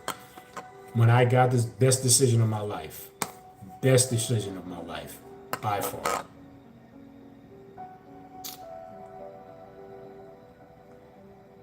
Is wholesaling worth it? SC, absolutely not. Do not get suckered into the whole wholesaling propaganda tool, the whole propaganda machine of wholesaling. Make all of this money doing little bid and contract. Don't get into that. It's bullshit. You would notice that they sell you possibilities. They don't want you to know what the probabilities are, but they want to sell you what's possible. It's possible to make all of this money. Oh, it's possible. It's like, but what's the probabilities? See, they're not telling you that the probabilities of making, all of this money is 99.999% less likely, right? But they're going to sell you what's possible. Oh, it's possible. That's why a lot of these would-be wholesaling gurus and these folks selling these wholesaling, training seminars and all that. That's why they have to flaunt, materialistic things like expensive cars and showing themselves on vacation. Oh, wealth and all of this other stuff. It's all bullshit. It's all a show, you know? Because truth be told, most states are looking to put down strict guidelines for wholesalers, and some states are even looking to ban wholesaling because it's hugely predatory. Don't fall for the BS. Good time to buy in Oakland. It's a fantastic time to buy in Oakland. Oakland, in my opinion, is an uncut gem. And between you and I'm actually looking at buying some property in Oakland right now. I am looking at buying some property in Oakland right now. It's actually a commercial space. It's going to be my first commercial space in my portfolio. Yeah, lit. Absolutely lit. Yeah, prices are going up more and more, because what's happening? What happened before, right? People fell for I'm going to wait until the economy get better. Then what happens? The economy, and then what happens is they all think that, when the economy get better, then I can get something. That's, a really common thought process. But what happens is if and when the economy get better, everyone is going to flock to market looking to buy. If you think you're in a hurdle now, you're really going to be in a hurdle later because you're going to be priced out of the market when everyone flocked to market looking to buy. No different than if interest rates fall. Everyone is waiting until the interest rates fall. And then everyone is going to flock to market when interest rates fall. So you're going to be paying a hell of a whole lot more for that home that you can probably buy and have in your possession right now. Again, the goal is to get the property in your possession. After you get the property in your possession, you could take a step back, recalibrate, realize and create a pathway on whatever you're trying to do. But the goal is to get the property in your possession. It's not going to be easy. It's very, very difficult to get a property in your possession. It is very difficult. You have to find a property that's half decent that you're going to like and you're willing to take on. You have to get through escrow. You have to get through the contract. You have to get through escrow. Once all of that's done, the property is yours. But it's easier said than done because escrow typically lasts 30 days, if not longer. In some instances, it can last a hell of a whole lot longer than 30 days, especially if it's a probate, pending court approval, or something like that. Some instances, sometimes commercial properties, you could be in contract for months. If I buy a mobile home, may I move it to Mexico or Canada? I don't know.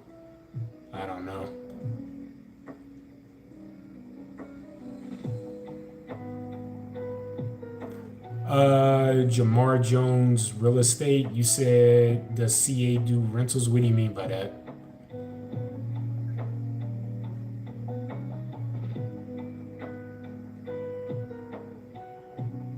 Yeah, it was all BS, yeah. What's my first steps as a first-time home buyer wanting to buy in Oakland? Would be buying with my SO. So if you wish for me to help you, I would be more than happy to help you. I could refer you to a preferred mortgage broker. She'll be able to help you out and get you a pre-approval. So that's first. You're going to need a certified pre-approval. What I tell folks is do not do any preemptive home buying or home prospecting until you get your certified pre-approval, because you don't want to have your heart broken looking at a property and then later on come to realize you can't qualify for that property. I've seen that happen a lot. People are going out thinking, and it's common, people thinking that they can afford a property, but then they go out and it's just like, well, shit, I wanted that property, but I can't afford it. So it's better to work with a mortgage broker or your lender or whoever you're comfortable with. Get a certified pre-approval. This way you understand what your buy power is and you understand what sort of restrictions, depending on the type of loan program you have. So for example, if you're using FHA, there may be some slight restrictions in it, depending on what you're looking for. I don't know, but nevertheless, you can do that. And then this way you have an idea, and this way you can focus on those type of properties that fit within what you qualify for. But either way, send me a DM. Let's see what we can do for you. If you're just at a point where you're just like, F it, it's now or never, My famous saying is, ain't nothing to it but to do it. Ain't nothing to it but to do it. You just got to hit F it and do it. Again, 4 years ago, I had a little bit of money saved, and I was in a position to buy, and I'm all like, let me buy right now, because if I don't buy now, I'll probably never buy. Let me just, and like I said, I emptied out all my accounts, and I bought this place. By far the best decision of my life. My quality of life went up like so much more. And not gonna lie, it was hard. It was expensive. I had to drop a lot of money, and I was terrified. But one of the key and critical things you need to do is, when you're getting to this, you have to keep up with everything, right? When I say keep up, you have to really, really, be responsive. You have to understand that this involves you having to put down a pretty sizable down payment, which can range from 3 to 5%, sometimes more, depending on what you're trying to do. You have to pay for buyer agent fees, which would be between 2.5% to 3%. You have to also pay for closing costs. I usually tell people to have about 4 to 5% available for closing costs. In some instances, you can negotiate with the seller to pay for your closing costs. A lot of times sellers tend to shy away from that, but a lot of that stuff is negotiable. You can always negotiate it. Worst cases, they say no. Okay, you could try to counter them and be like, okay, I'll pay for my closing costs. Usually, much of the time, they do pay for your buyer agent. So I still tell you're still technically responsible for my buyer agent fee. However, a lot of sellers will at the very least cover my buyer agent fees for you to kind of sweeten the deal. But sometimes if you say, no, I want you to cover the buyer agent fee and closing costs, they'll be like, ugh, because with them, they still have to pay their listing agent. And their listing agent could be charging them anywhere from 2.5% to 4%, 5%, 6%, whatever. So just keep all of that in mind. And I know I just threw a lot of crazy stuff at y'all, but when you study for the exam, did you do practice tests? I did. And I did not take that test until I steadily continued to score at least 95%. Someone told me that. And after I did that, I passed. And here's another thing. Focus on state-specific material.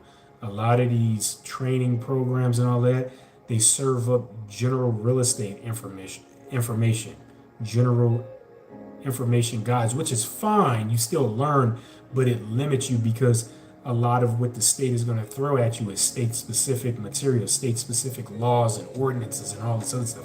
You want to understand what the state is, and what the state laws are pertaining to real estate.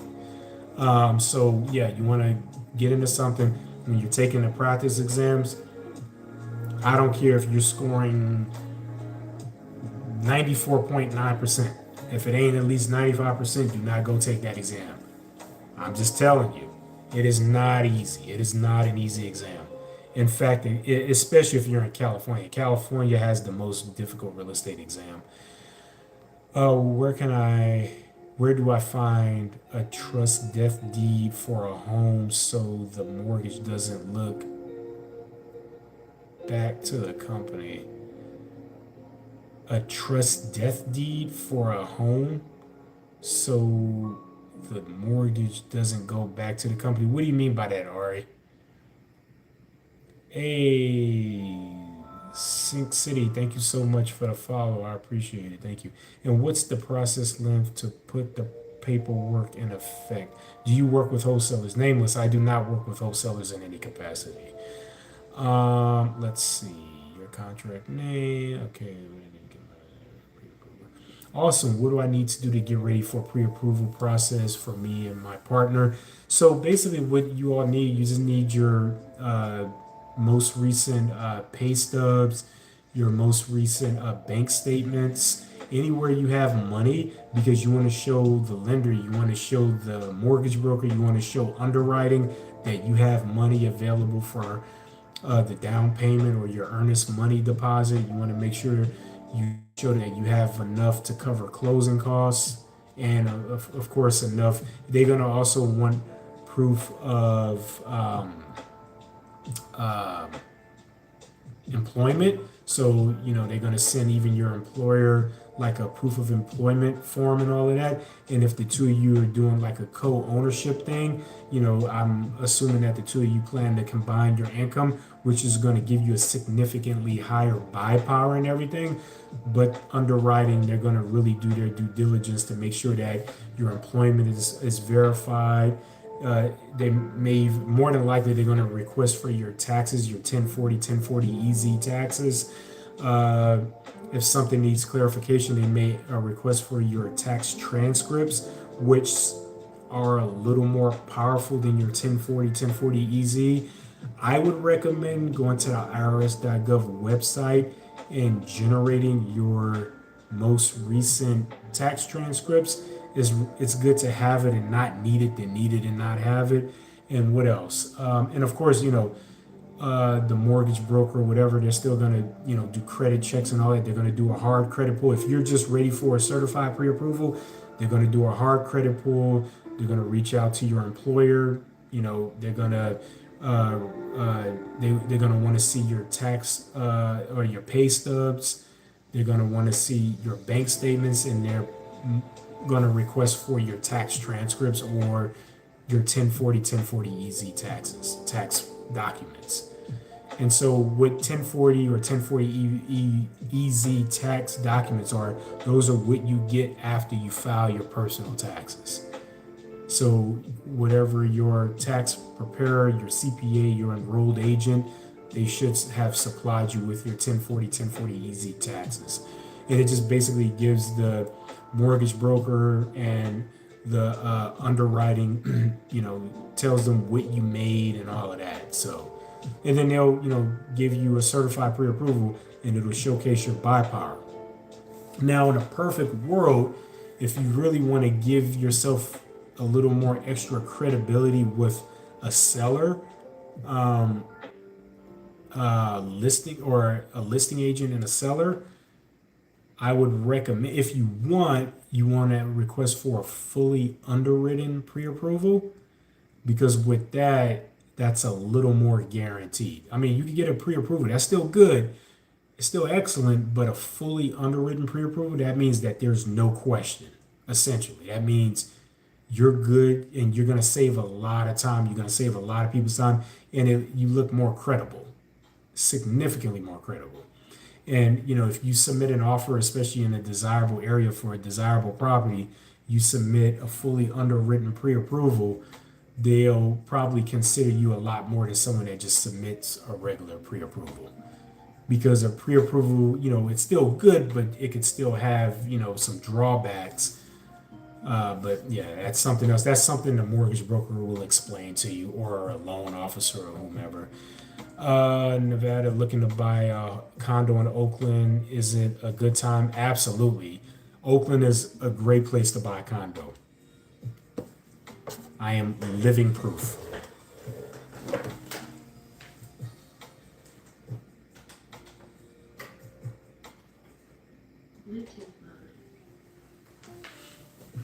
All right. Where do I find a trust death deed for a home so the mortgage doesn't go back to the company? Well, I'm not sure what you mean a death deed. So, are you like the heir to a property? Because I think there may have to be a probate. If someone passed, it doesn't really, I mean, it would be like some sort of probate or something like that. Especially if they still own on the property, it'll be some sort of probate. And it'll be some sort of like administrator.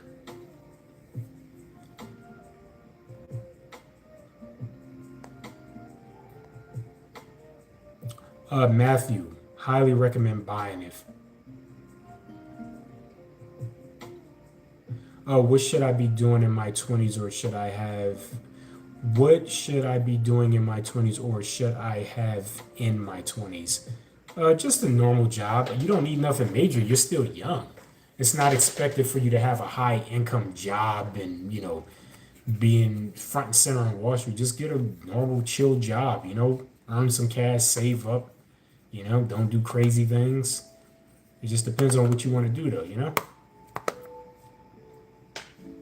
Awesome. Thank you so much for the information. Good reminder to file my taxes too. Yeah, absolutely. If you haven't already, it'll be super advantageous for you to file for your 2025 taxes.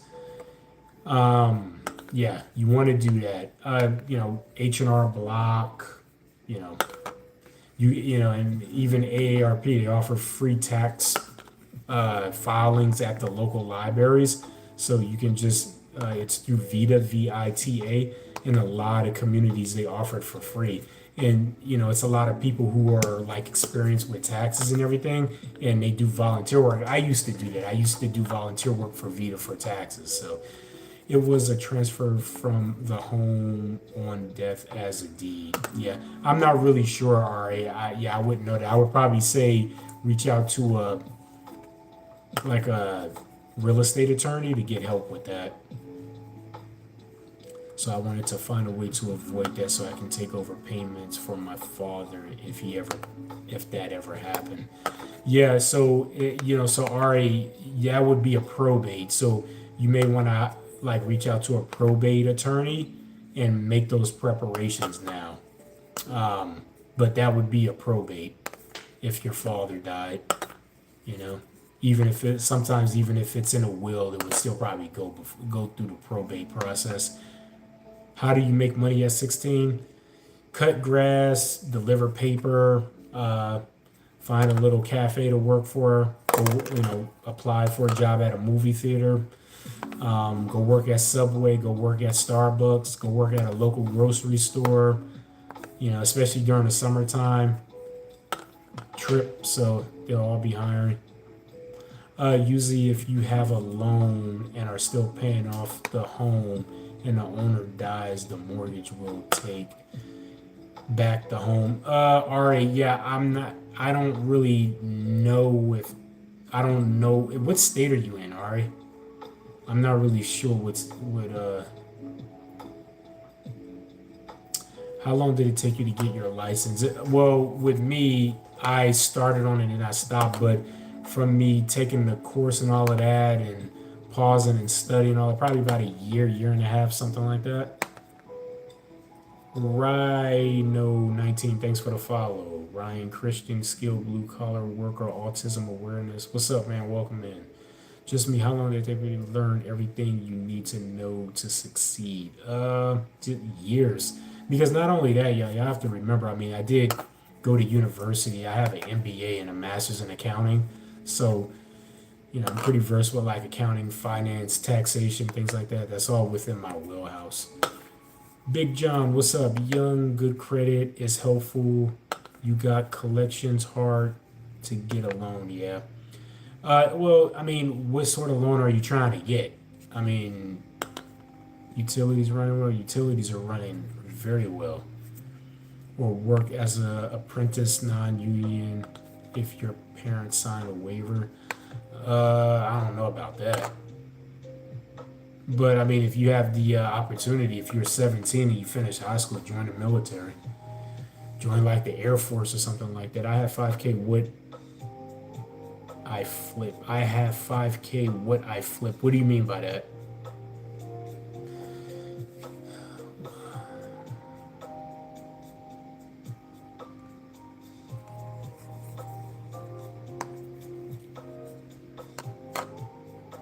What can I make out 5? I don't know. What area are you in? What are you looking for?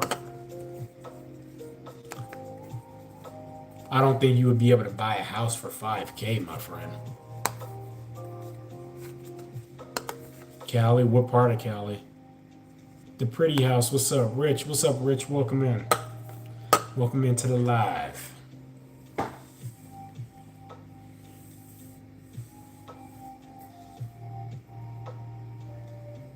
No, not real estate, just asking. But so you're trying to, so to clarify, you have 5K and you're trying to flip that to make more money?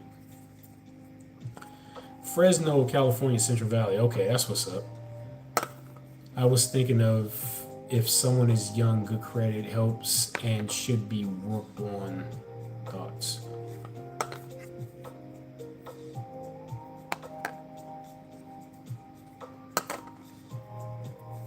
Yeah, Big John, I don't know, man. I don't even really know. Aiden Hernandez, I just got my license and don't feel prepared enough to find a broker. Any advice?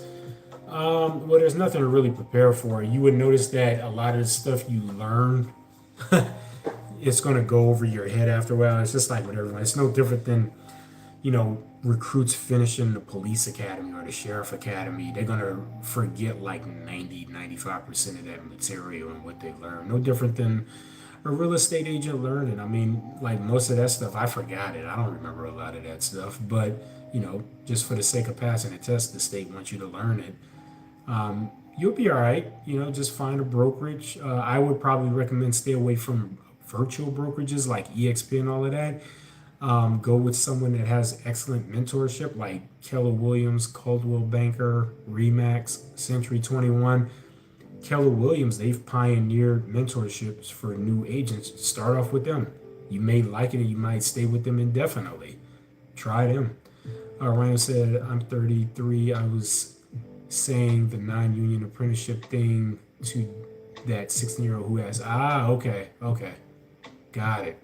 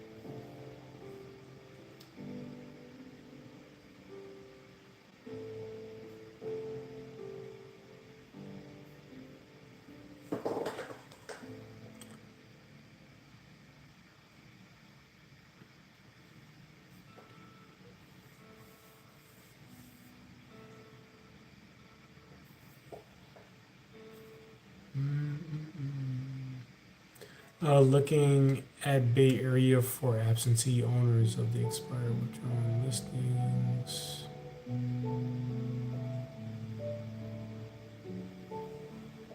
Turn their non-performance into income producing assets. Big John, with credit, I heard better credit, lower down payment. True.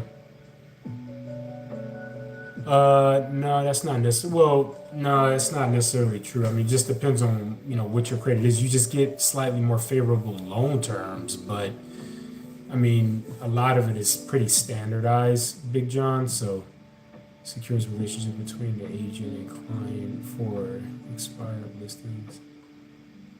Also, the pretty house guys. I'm not really sure what you're referring to. You have a hell of a view, brother. Thank you so much. I appreciate it. Absolutely. If you haven't already, be sure to follow me. Where in Northern California are you? Flores, what would you suggest for a 17-year-old looking to move out? Should I invest in a house or get an apartment? I mean, do you have a job and everything? You would have to have a job and stable income to invest and qualify for a home, my friend.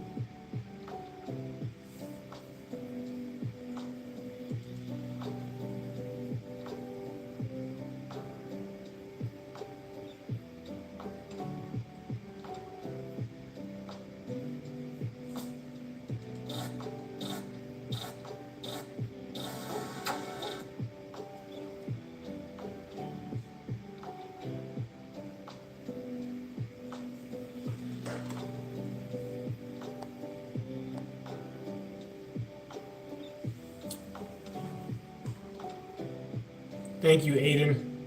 Oh, you're in SoCal? That's what's up. Hell yeah. Yeah, SoCal is cool. All right, y'all, I'm about to get off of here. I appreciate y'all for hanging out. If you need anything, be sure to send me a DM. And when I say anything, if you need representation as a buyer or as a seller, send me a DM. I do not do any mentorships. I am not looking for third-party services. If you offer things, not interested. But if you're looking for representation as a buyer or as a seller, I'd be more than happy to try to assist you. Other than that, I want to extend a multitude of gratitude to all of you who supported me. Thank you so very much. Pixie does said I've been wanting to move to California, but I own a 6-bedroom, 2-acre in Connecticut for $100. Wow, crazy.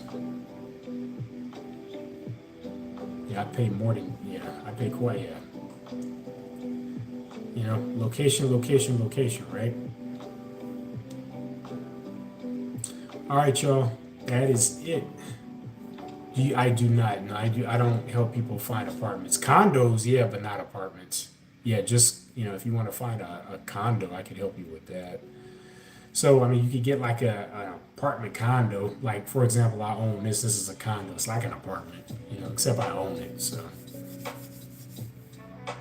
a lot better, much more advantageous with this than essentially making the owner or landlord of your property richer. Like I was sharing earlier, at best you'll be lucky enough to get the deposit back, but even at that rate, they don't even want to give you that back. So, all right, y'all, I'm out of here. I'm tired. It's about 2:45. Thank you, y'all. Have a good one.